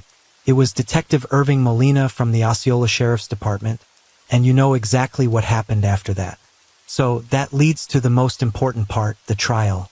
Tommy Carlton's trial began on February 7, 2011, at the Osceola County Courthouse. Let's talk about what he was charged with. 2 heavy crime solicitations to commit first-degree murder and attempted first-degree murder with a firearm. Prosecutors argued that Tommy had gone all in to make sure that her death would happen, taking steps to cover his tracks and remove Elizabeth permanently. The judge for this case was Scott Padna, but the one making Tommy's story crystal clear to the jury was the prosecutor, Michelle Heller. She wanted them to see Tommy exactly as she did. A man who, beyond a doubt, wanted Elizabeth gone and didn't care how. The defendant, Tommy Carlton, hated his ex-wife and he wanted her dead, and he hired Billy, the undercover hitman, to do so. When Deputy Griffin shows him the cell phone photo, what is his reaction? You'll see it and you'll hear it. Sweet, he says. He's happy. In fact, he's certain he wants her dead, out of the way, out of the picture. He just doesn't want to be caught. In her words, Tommy had planned her death like it was a solution to all his problems. A way to get rid of her from his life and, maybe more importantly, from the life of their son Eric. From the very beginning, Heller argued that Tommy's hatred for Elizabeth wasn't something new or hidden. Who he didn't know as a deputy he thought was a hitman. That he wanted her out of the way. He wanted the problem solved and he wanted her out of the way. There was discussion between the two of them about price. She presented recordings from the sting operation, audio and video, to show his cold, indifferent attitude. His almost frightening lack of concern for what might happen if he went through with this. There was no remorse, no hesitation. But Tommy's defense had a different story. Tommy's defense said that he had been entrapped. His lawyer, Mark Cancelo, claimed that law enforcement set him up, manipulated him, pushed him into a corner. According to Cancelo, Tommy never directly said he wanted Elizabeth dead. His defense argued that the undercover agent, Howard Griffin, actually made things worse by pressuring Tommy, basically guiding him to say things he wouldn't have otherwise. They were hoping to convince the jury that this was all the cops doing. Cancelo painted Tommy as a guy just trying to regain some control over his life, specifically his relationship with his son. This was a man, not a murderer, who had been driven to desperate measures. They also later argued that, yes, Tommy might have planned something, but he didn't actually try to kill Elizabeth himself. His lawyer claimed that all his actions were merely preparations, things he thought about, but nothing more. The defense's position was simple. Because he never actually did anything to harm Elizabeth directly, the charges of attempted murder shouldn't stand. They insisted there was a difference between planning and taking actual steps to kill her.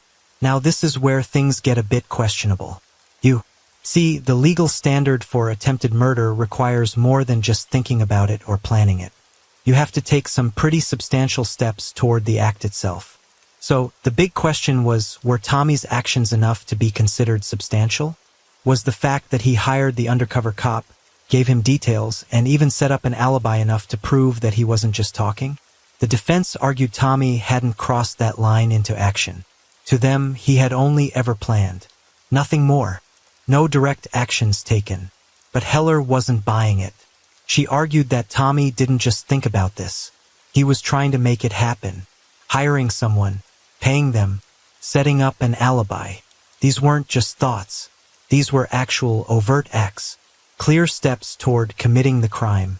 The trial was packed with testimonies, key witnesses, law enforcement, and even the police informant James Wood. Agent Howard Griffin took the stand, describing his encounters with Tommy in detail. He said Tommy even set a deadline. He wanted it done by May 14, 2009.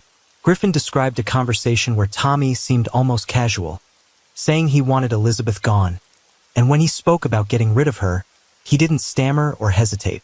Then came James Wood, the informant who testified that Tommy had come to him multiple times, almost like he was trying to work up the nerve each time. According to Wood, each conversation they had circled back to one thing: Tommy's desire to see Elizabeth out of the picture. Detectives Molina and Roller also testified. They described a shift in his behavior when he learned the police had recordings of him. Detective Molina described Tommy's reaction as detached, almost like he wasn't surprised or worried about what he had done. And then Tommy took the stand. He said he never meant for Elizabeth to die.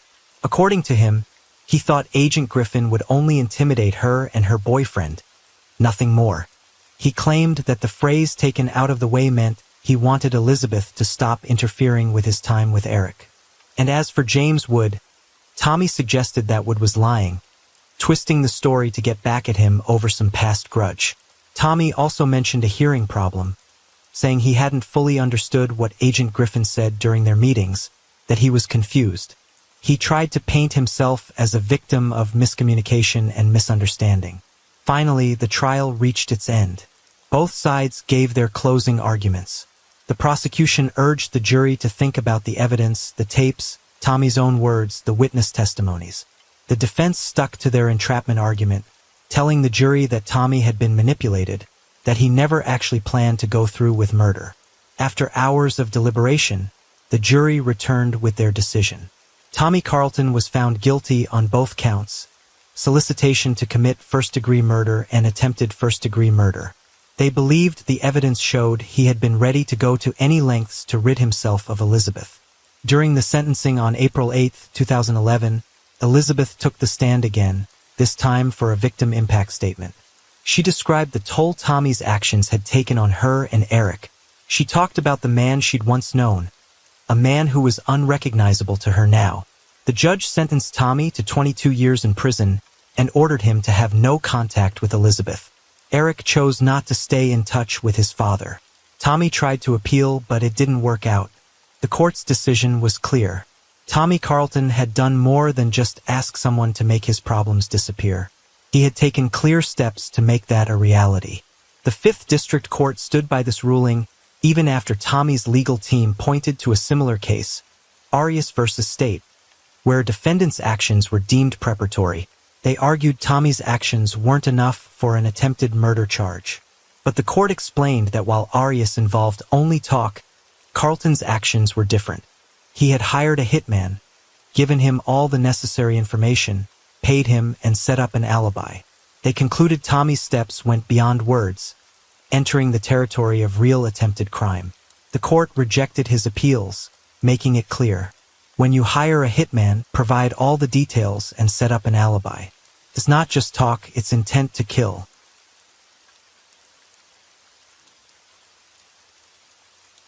Story 4.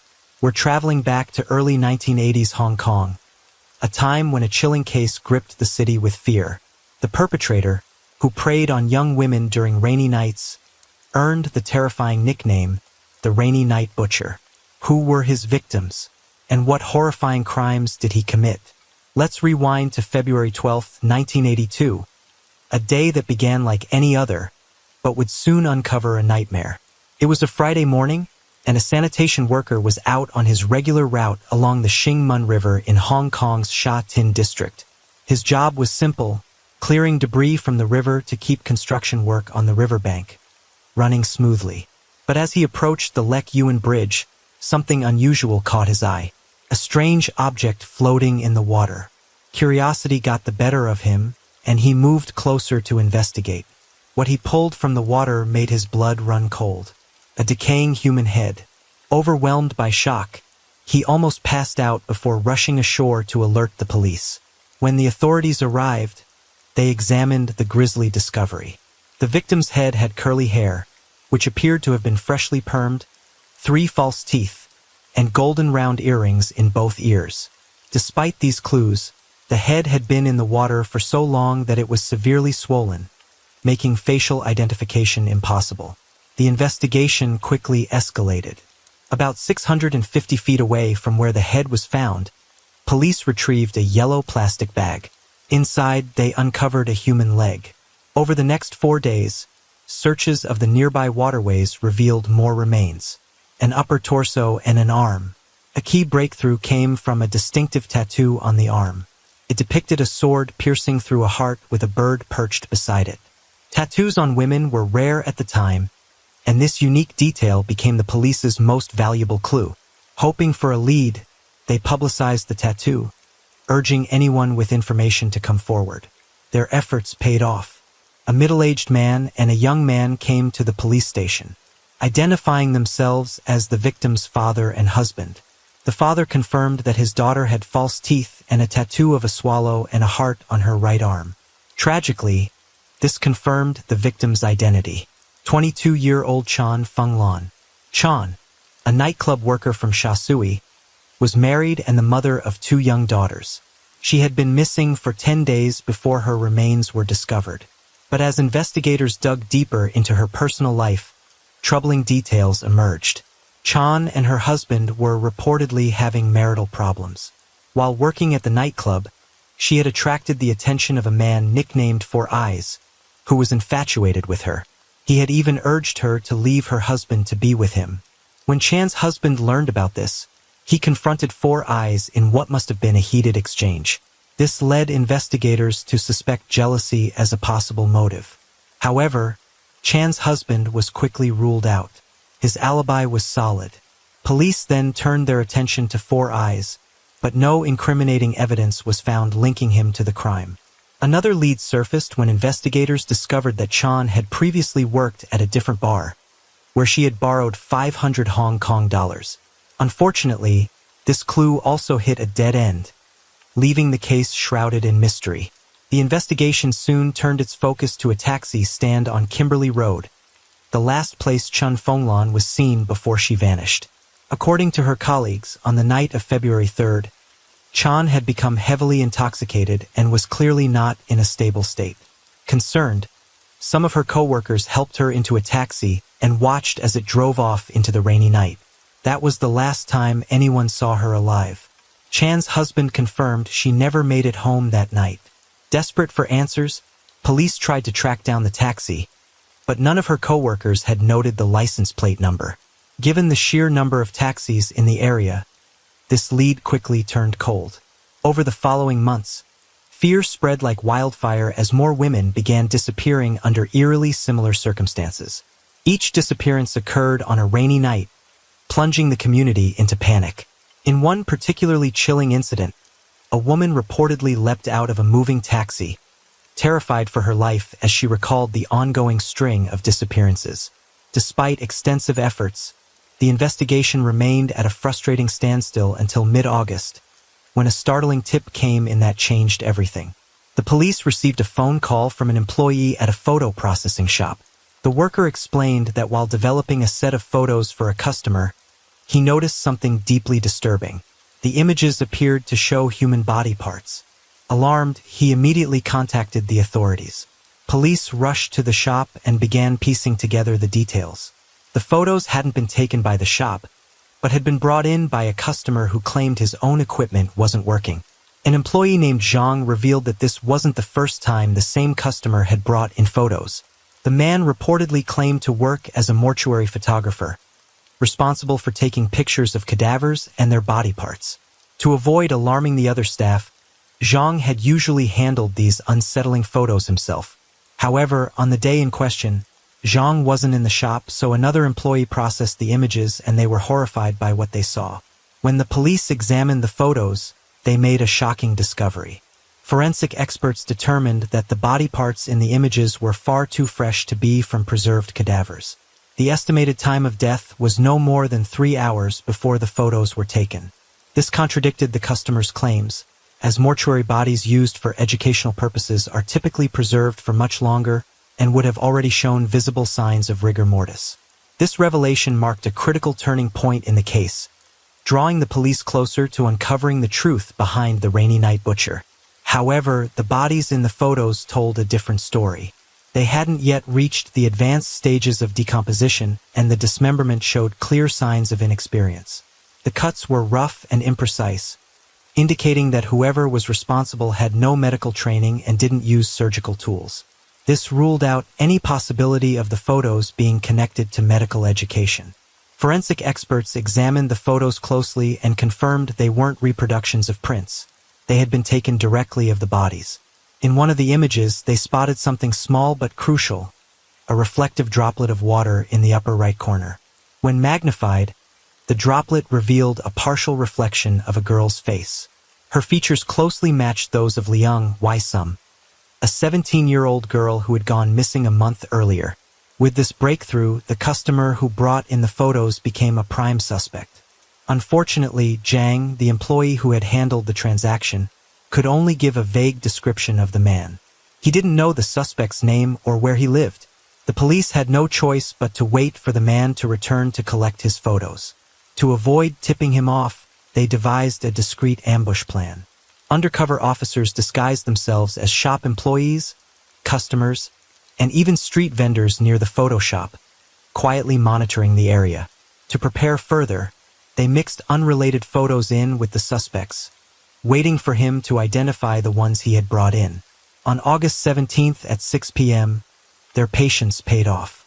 A taxi pulled up in front of the shop and a man in his 20s stepped out of the driver's seat. The officers watched as he entered the shop, inspected the photos, and separated his own from the others. That was all the confirmation the police needed. They moved in quickly and apprehended the man. During questioning, he claimed he was simply picking up the photos for a friend who worked at a newspaper office. Playing along, the police agreed to accompany him to deliver the photos. However, when they arrived at the supposed destination, there was no sign of the friend. His story had been a complete fabrication. With his lie exposed, the police arrested the man on the spot and impounded his taxi for a thorough investigation. What they found inside was chilling. A pair of handcuffs and a knife sat on the dashboard, while electrical wires were discovered in the trunk. Behind the front seat, the upholstery had 2 distinct tears, which appeared to be evidence of a violent struggle with a passenger. The suspect was identified as Lam Kor Wan, a 27-year-old night shift taxi driver who lived on Guizhou Street in Takwa Wan with his half-siblings. Kor Wan's background painted a troubling picture. His childhood had been marked by turmoil. After his parents divorced, his father remarried twice, creating a household filled with conflict and violence. These experiences left Kor Wan emotionally distant and withdrawn. His night shift work as a taxi driver further alienated him from his family, with whom he rarely interacted. But this wasn't Kor Wan's first brush with the law. In 1973, at just 18 years old, he had committed an assault in the Hak Yuen area of Hung, Hong Kong. He followed a woman into a public restroom, threatened her with a knife, and groped her. He was arrested shortly after the incident. During the investigation, Lam Kor Wan displayed clear signs of mental instability. Doctors later diagnosed him with a mental disorder, leading to his involuntary commitment to Castle Peak Psychiatric Hospital for treatment. Over the years, he had used multiple aliases, such as Lam Kwok Yu and Lam Yao Kung, before eventually obtaining a taxi driver's license and officially changing his name to Lam Kor Wan. When questioned by police, Lam remained eerily calm and emotionless. His unsettling ability to anticipate the officers' questions and respond without hesitation unnerved everyone in the room. As the investigation progressed, a search of Lam's residence unveiled a dark and horrifying secret. Lam's small room contained an impressive collection of professional photography equipment. He had transformed the cramped space into a fully equipped photo studio. The room was located near his father's, with his sister living across the hall, while the family's shared living room was situated farther inside the apartment. Lamb's room, closest to the main entrance, featured a bunk bed he shared with his younger brother. His brother slept on the top bunk while Lamb occupied the bottom. It was beneath that bottom bunk where police made their most chilling discovery: a large trunk. Investigators recognized the trunk from the photos developed at the shop, confirming that Lamb's bedroom had been the backdrop for the gruesome images. Inside the trunk, they found explicit photographs, anatomy textbooks, and a shocking number of images depicting dismembered female body parts. The horrors didn't stop there. Investigators also uncovered more than 40 videotapes, a red handbag, a pair of white shoes, and several surgical tools. One photo in particular caught their attention. It featured a familiar heart tattoo. It was then that the full extent of Lamb's crimes became horrifyingly clear. As the search continued, officers discovered several open plastic jars emitting a revolting stench. Inside the jars were preserved female genitalia, submerged in liquid. Strands of hair and bloodstains on the walls added further evidence of unspeakable violence. The sheer amount of evidence meant it took police 4 days to comb through every inch of Lamb's room. Both Lamb's father, Lin Weil, and his half-brother, Lam Kwok Kung, were taken into custody for questioning. When confronted with the evidence, they expressed shock and horror, insisting they had no idea what had been happening right under their noses. According to Lam Kwok Kung, his brother was obsessively secretive. Lam wouldn't allow anyone to touch his belongings and would erupt in rage if anyone came too close. For the police, time was running out. Without the bodies of the victims, they could only hold Lam for 48 hours. Desperate to expedite the case, they focused on reviewing the videotapes found in his possession. Most were irrelevant, but 3 tapes stood out from the rest, titled Serious Secrets, Action on Rainy Nights, and Fourth Action. The tapes had been self-produced by Lam. Given the time period, creating such videos required significant effort, even for an amateur. What they contained was beyond anyone's imagination. The tapes revealed Lam meticulously filming the naked bodies of his victims, moving the camera to capture them from different angles as the flash illuminated the horrifying scene. Then, he began the process of dismembering their bodies, all within the confines of his own home. In the first tape, Lam used an electric saw, clearly struggling due to his lack of experience. By the second and third tapes, however, he had switched to professional surgical tools and carried out the acts with chilling precision. The most disturbing moment came in the final tape, where Lam looked directly into the camera and smiled. A twisted, haunting smile that left investigators shaken to their core. With this damning evidence in hand, the police wasted no time submitting it to the court, cementing the case against Lam Seor Wan. For months, Lam Seor Wan stubbornly denied his crimes. But one day, he asked the police a peculiar question. Would the photos found in his possession be made public? Sensing the intent behind his words, an officer responded sharply, "All of it will be disclosed. The world will know exactly what you've done." That answer broke through Lam's facade. He finally confessed, and the terrifying details of his crimes began to unravel, revealing the true extent of his monstrous actions. Lam Seor Wan was a night shift taxi driver, often operating in the bustling Tsim Sha Tsui area. He was intimately familiar with the nightlife scene, knowing that late at night, the streets would be teeming with intoxicated patrons heading home. On February 3, 1982, a rainy evening, Lam spotted his first victim, Chan Feng Lan. She was so drunk she could barely stand, and her coworkers had to help her into a taxi after being turned away by other drivers. When Lam pulled up and agreed to take her, the stage was set for tragedy. During the ride, Chan mumbled incoherently, pointing left and right as if unsure of where she wanted to go. Her heavy makeup and dazed appearance led Lam to assume she worked as a nightclub dancer, a profession he deeply despised. When Chan vomited in the back seat of his cab, his simmering disdain turned into hatred. Fueled by rage, Lam made a chilling decision. He drove back to his apartment building, where he left Chan sleeping in the cab.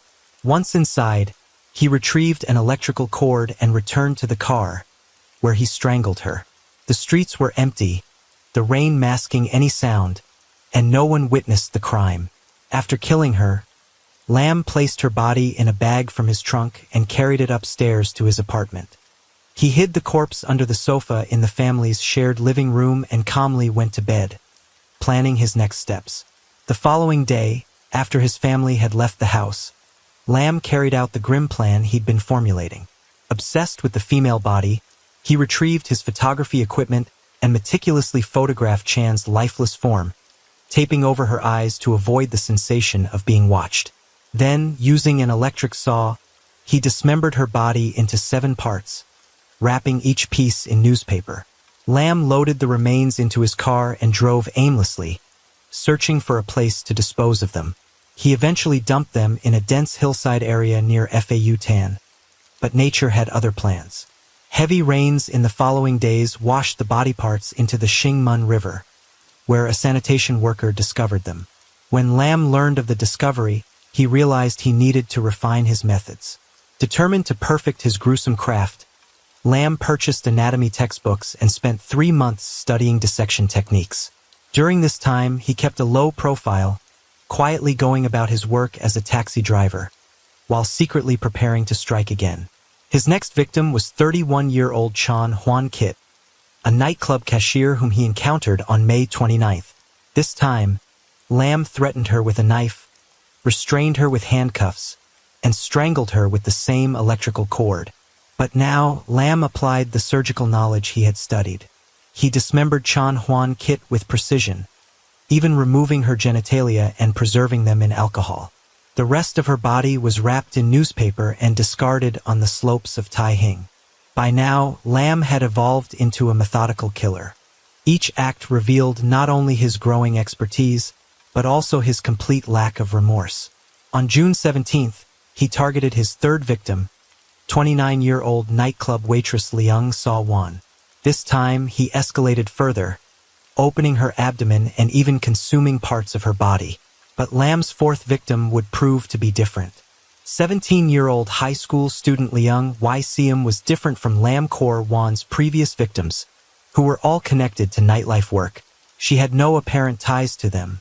During questioning, when the topic of Liang Yseum came up, Lam's usually calm demeanor faltered. He grew tense and even broke down in tears. He admitted he didn't know why he chose her, as she didn't fit the pattern of his earlier victims. Through the investigation, police uncovered that Lamb harbored not only anger, but also distorted feelings toward women. In the past, his father had arranged introductions for him, but his social challenges made it difficult for him to form relationships. On the evening of July 2, 1982, Liang Yseum attended her graduation party at the Sheraton Hotel in Tsushima Shasui. Normally, she would take the subway home, but that night, she decided to take a taxi.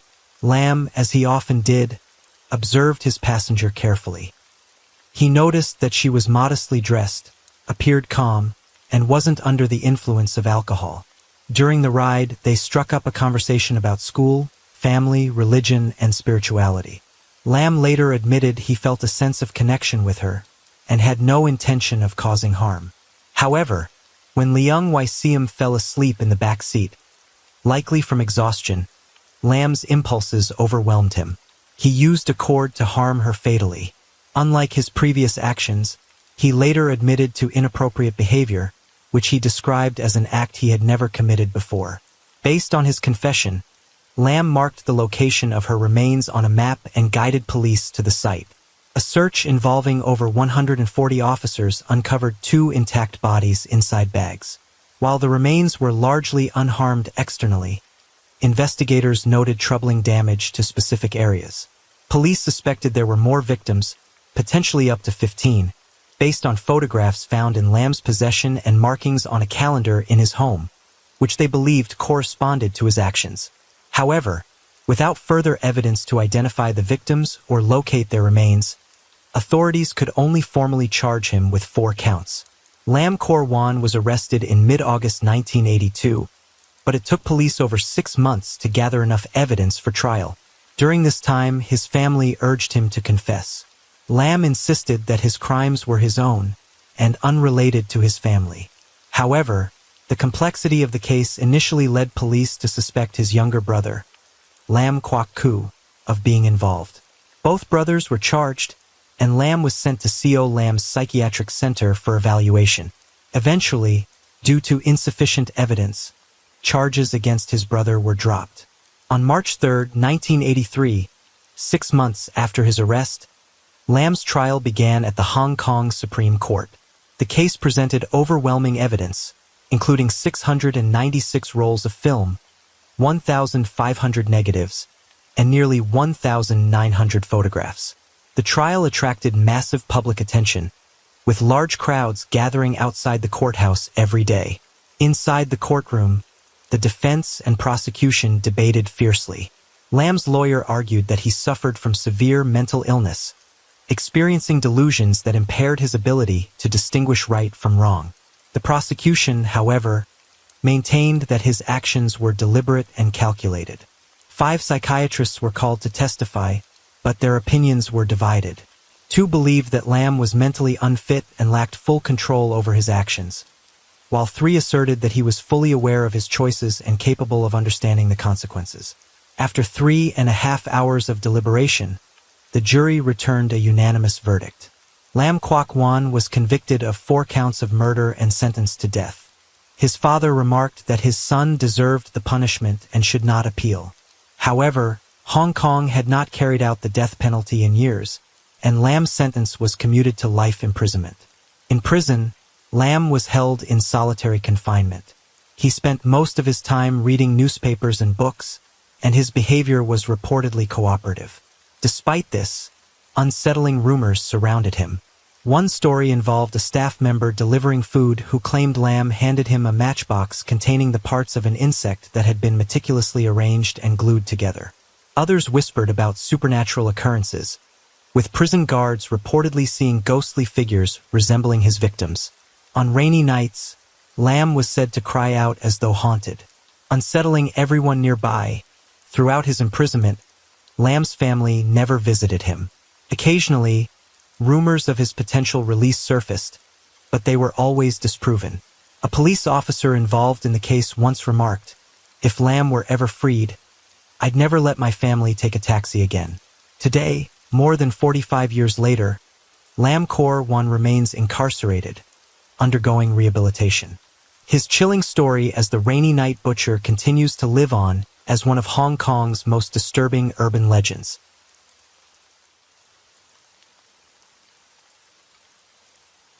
Story 5.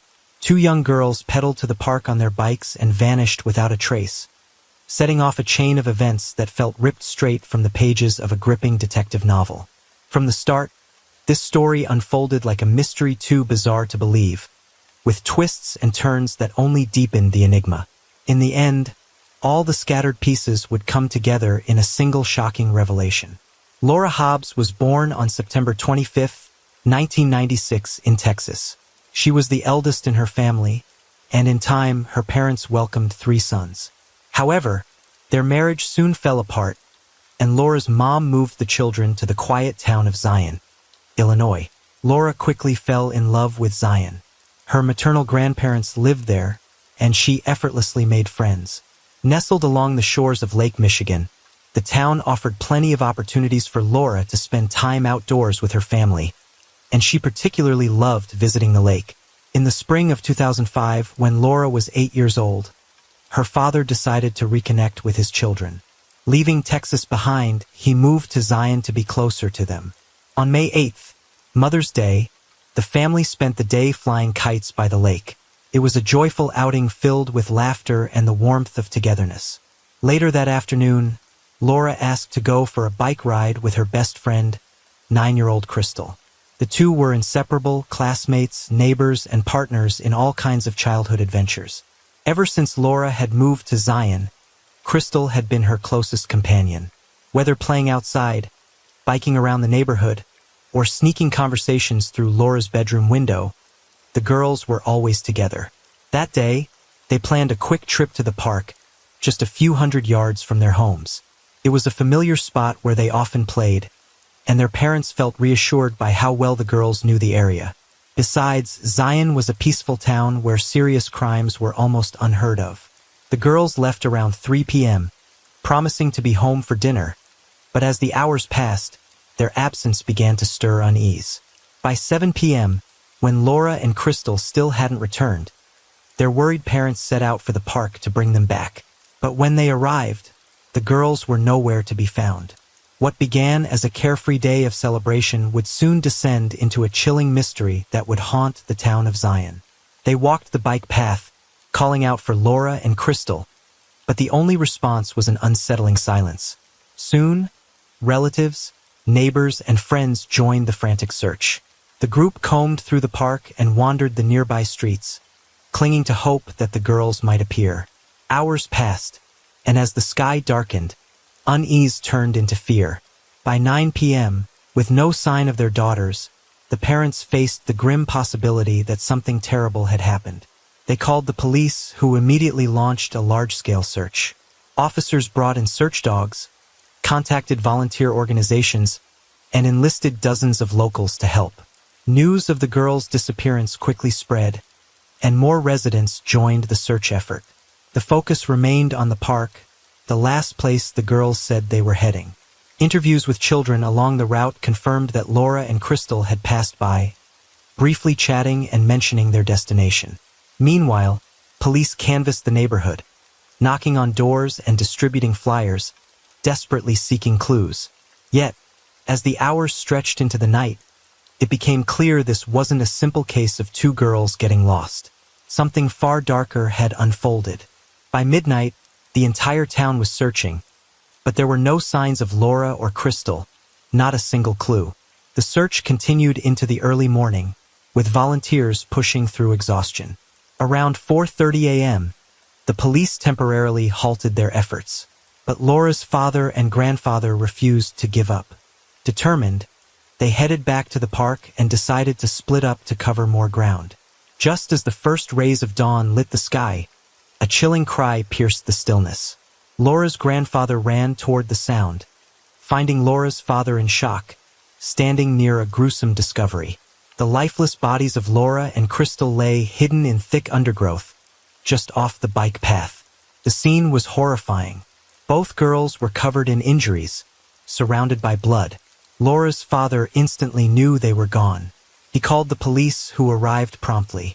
Forensic experts determined the cause of death: multiple stab wounds inflicted with a knife. Laura had been stabbed 20 times, Crystal 11. The devastating news shattered the quiet town of Zion. Violent crimes like this were unthinkable here, and now two innocent girls had been brutally murdered mere meters from their homes. The police launched an all-out manhunt to find the killer, with their first suspicions falling on Laura's father, Jerry. What troubled investigators was how Jerry had found the bodies in an area that had already been searched. Their concerns deepened as they uncovered his past. A criminal history riddled with drug offenses, assaults, and violent outbursts. One particularly alarming incident occurred in 2001, when a heated argument between Jerry and his wife escalated into chaos. As three men tried to intervene, Jerry, in a fit of rage, retrieved a chainsaw and chased them down the street. This revelation cast a dark shadow over Jerry, painting him as someone with a dangerous temper and violent tendencies. Was it possible that he could be responsible for the unthinkable? The town, reeling from shock and grief, demanded answers. Meanwhile, the hunt for the truth and for justice was only just beginning. Eventually, the men managed to subdue Jerry and hold him until the police arrived. He was charged with multiple offenses and a year later sentenced to 10 years of probation. As part of the conditions, Jerry was required to regularly check in with a probation officer. However, he missed one appointment, leading to his probation being revoked and a subsequent 18-month prison sentence. He was released just weeks before the horrific deaths of his daughter and her friend, arriving in Zion almost immediately after. To the police, Jerry's history of violence made him an obvious suspect.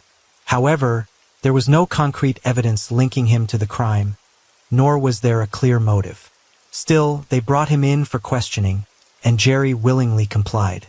What followed was an intense 20-hour interrogation. Initially, Jerry denied any involvement in the murders.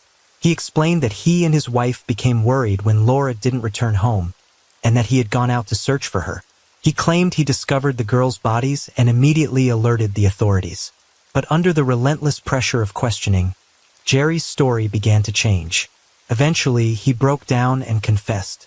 Through tears, he admitted that he had found Laura and Crystal in the park that evening. He scolded Laura for going out without permission and demanded she return home. When she refused and tried to pull away, he grabbed her arm. Crystal, defending her friend, reportedly brandished a small knife from her pocket and told him to let Laura go. According to Jerry, this enraged him. In a fit of anger, he wrestled the knife away from Crystal and stabbed both girls repeatedly. He said he left their bodies in the overgrown area of the park and walked away. By morning, he claimed, he returned to the scene, pretending to stumble upon the bodies so he could report the discovery to the police and divert suspicion. Jerry signed his confession, repeated it on camera, and described the events in chilling detail, adding that Laura had bitten him during the scuffle, which prompted him to hit her before everything escalated. The confession shocked the entire town, but the revelation was especially devastating for the girls' families. None of them could fathom that Laura's own father would commit such a monstrous act. However, Jerry's wife later admitted to the police that she had long feared his temper, given his history of aggression and criminal offenses. Jerry was promptly arrested, and the prosecutor announced plans to seek the death penalty. As the trial loomed, the case took another dramatic turn. Appointed a defense attorney, Jerry suddenly recanted his confession. He claimed he had been coerced into admitting to the murders under immense pressure from the detectives. According to Jerry, the interrogation was grueling, lasting over 20 hours with no food or rest, and he was emotionally shattered from the discovery of his daughter's body. Jerry alleged that the detectives had threatened him and his family, even subjecting him to physical intimidation. Exhausted, overwhelmed, and grieving, he said he simply wanted the ordeal to end. The police, he claimed, fed him a narrative of what they believed had happened and coerced him into repeating it. When they had pieced together a complete story, they wrote it down and asked him to sign it. Then they directed him to read the confession on camera. Jerry's recantation cast doubt on his initial admission, throwing the case into turmoil. Was his confession a genuine admission of guilt, or was it a desperate, coerced act by a man pushed to the brink? As the community grappled with these questions, the investigation entered an even murkier phase, leaving the truth shrouded in uncertainty. Jerry's attorney immediately requested a review of the case, but his efforts were swiftly denied. The prosecution stood firm, arguing that Jerry's confession was voluntary and backed by his on-camera statement. Despite retracting his confession, Jerry was forced to endure a full trial with a jury, which dragged on for years. During this time, his lawyer unearthed critical details that could change everything. From the start, the attorney knew there wasn't a single piece of concrete evidence tying Jerry to the crime. This lack of evidence became the focal point of his investigation. Digging deeper, he discovered that while the medical examiners had followed standard procedures collecting swabs, taking debris from under the girls' fingernails, and storing the samples properly, no one had ever analyzed these materials. They had been sitting untouched in storage. Pushing through resistance from the prosecution, Jerry's lawyer successfully petitioned to have the samples examined by an independent laboratory. In 2008, the long-overdue analysis was conducted, leading to an astonishing revelation. Laura's body contained multiple DNA samples that didn't belong to Jerry. Foreign skin was found under her fingernails, and male semen was discovered on her clothes and in 3 places on her body. These findings clearly indicated Laura had been sexually assaulted. As for Crystal, no foreign DNA was found on her body, but it was presumed she had been killed by the same attacker. Armed with this breakthrough evidence, Jerry's lawyer demanded his immediate release and a dismissal of all charges. However, the prosecutor refused, dismissing the new evidence as irrelevant. According to the prosecutor, the foreign DNA on Laura's body could have been coincidental. He argued that the park was a common spot for couples seeking privacy, suggesting the semen might have come from the grass or bushes. Even the presence of biological material inside Laura's body didn't sway his stance.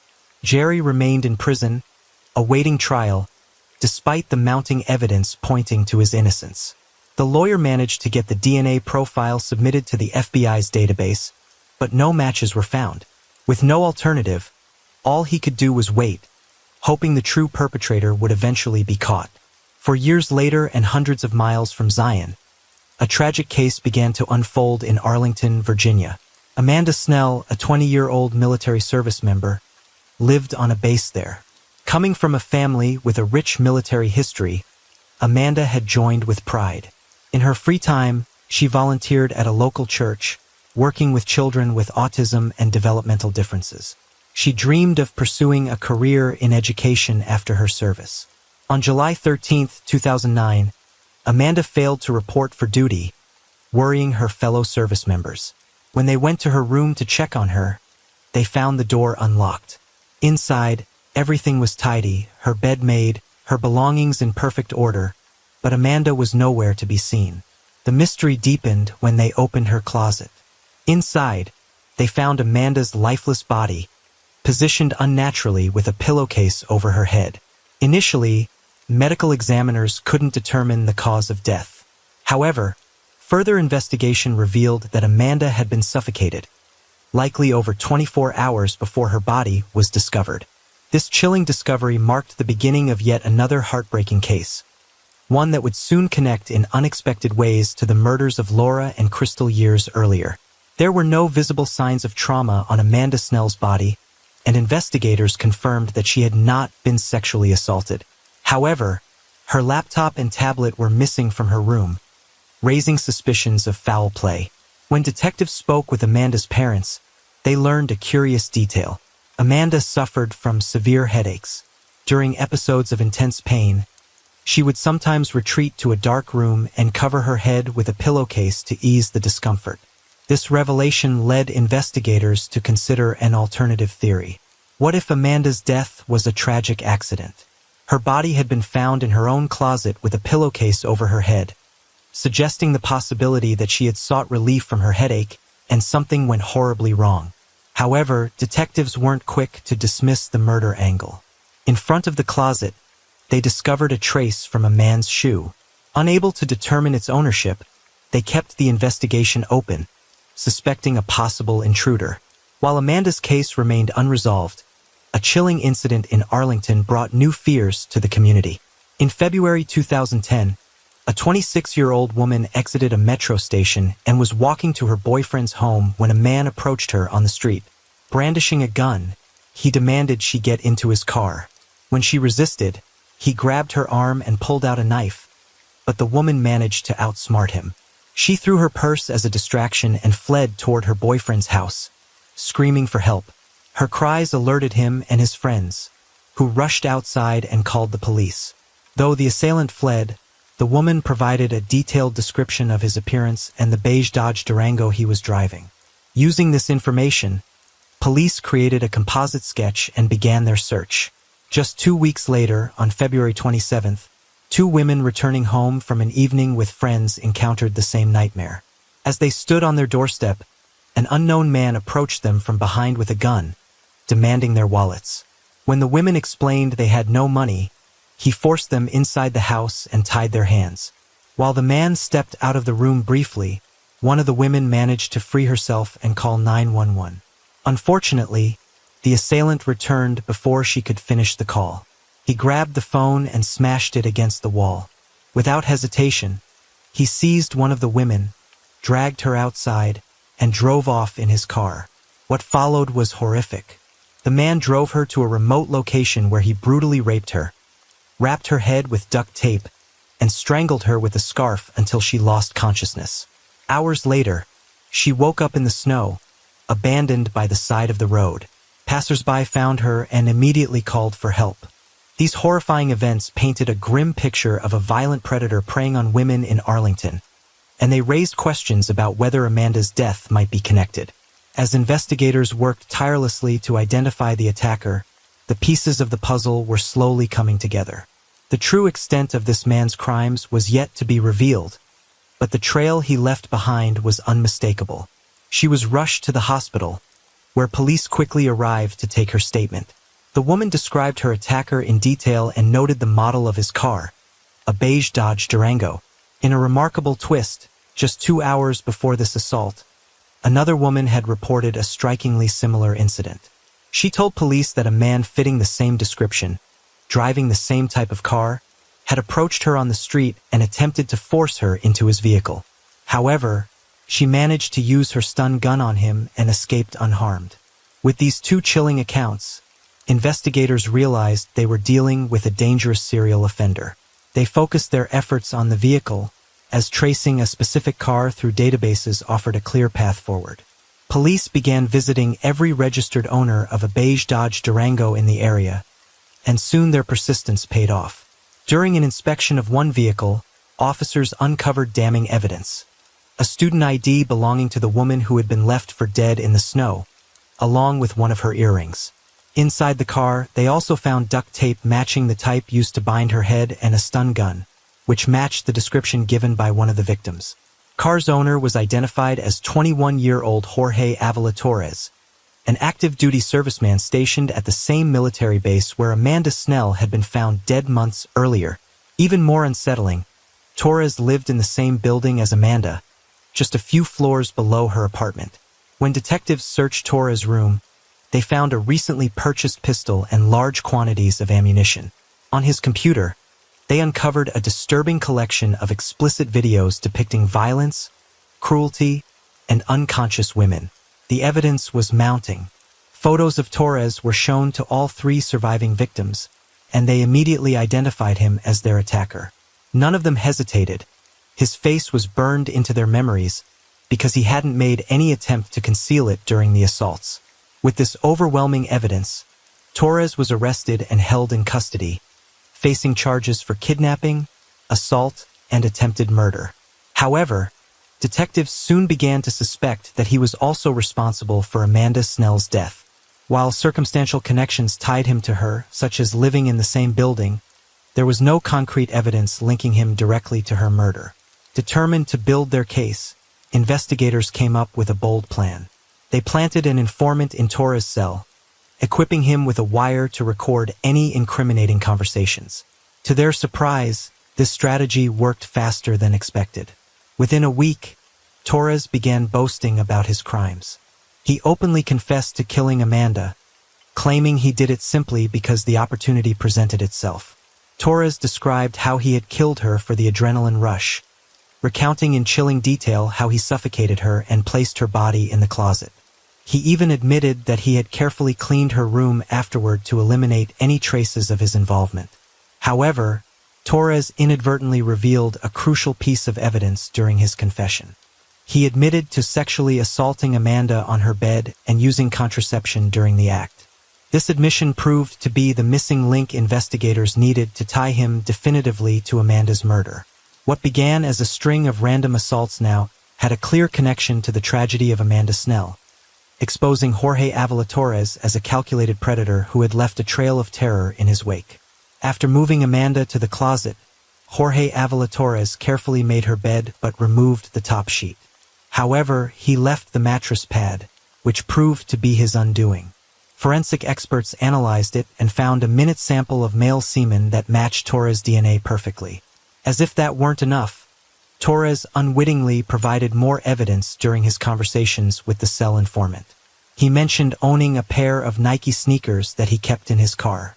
Crime scene analysts seized the shoes and compared their sole pattern to the footprint found outside Amanda's closet. It was a perfect match. With this new evidence, Torres was formally charged with Amanda's murder and remained in custody, awaiting trial. While Torres' DNA was now on file in the FBI database, the case took an unexpected turn, one that led investigators back to Zion. A few weeks after his DNA profile was uploaded, local authorities received a match. Torres' DNA perfectly matched the semen samples found on Laura Hobbs' body. The revelations didn't stop there. Investigators uncovered that Torres was originally from Zion and had been friends with the older brother of the second victim, Crystal. This connection confirmed that both Laura and Crystal had known Torres, a fact corroborated by other children in the neighborhood.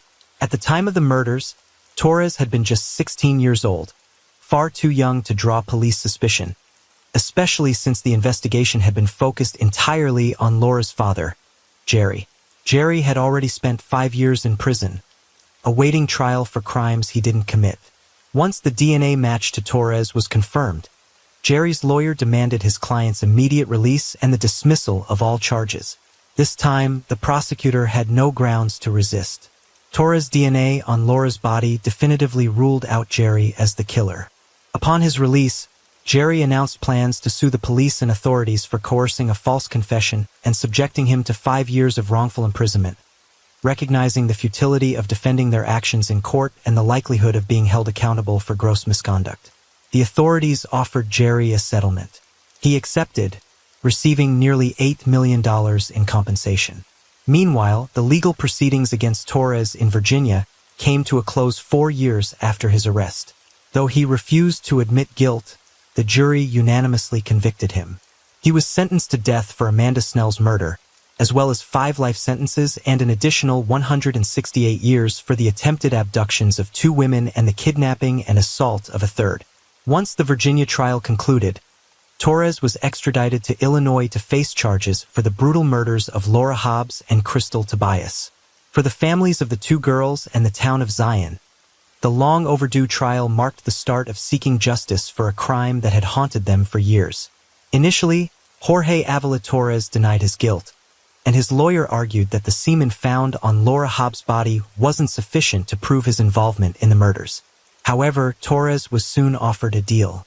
Facing the death penalty and with no hope of ever being released, he agreed to confess to the murders of Laura and Crystal in exchange for an additional 100 years in prison and a transfer to a different facility, as he claimed his life was at risk in his current one.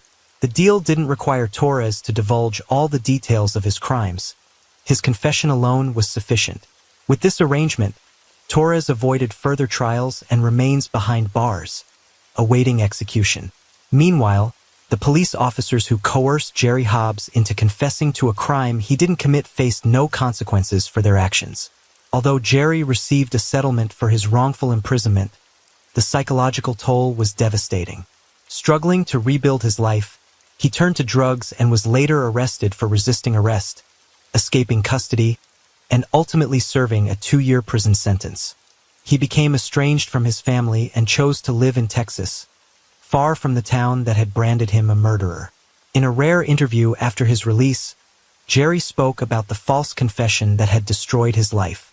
When asked why he signed it, he said, "I found my daughter dead. They didn't even need to try to break me. I was already broken." The mishandling of the case by local police and the county prosecutor's office drew widespread criticism from national media and the public. Their decision to focus solely on Jerry as a suspect, rather than conducting a thorough investigation, allowed Torres to continue his reign of terror. Had they followed proper procedures, they might have caught Torres years earlier, potentially saving Amanda Snell's life and preventing the assaults on 3 other women.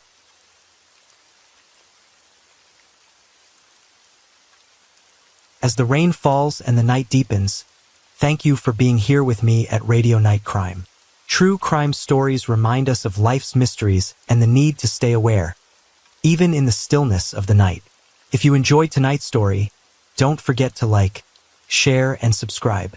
Let the sound of the rain lull you to sleep, and until next time, stay safe, stay curious, and let the night keep you company.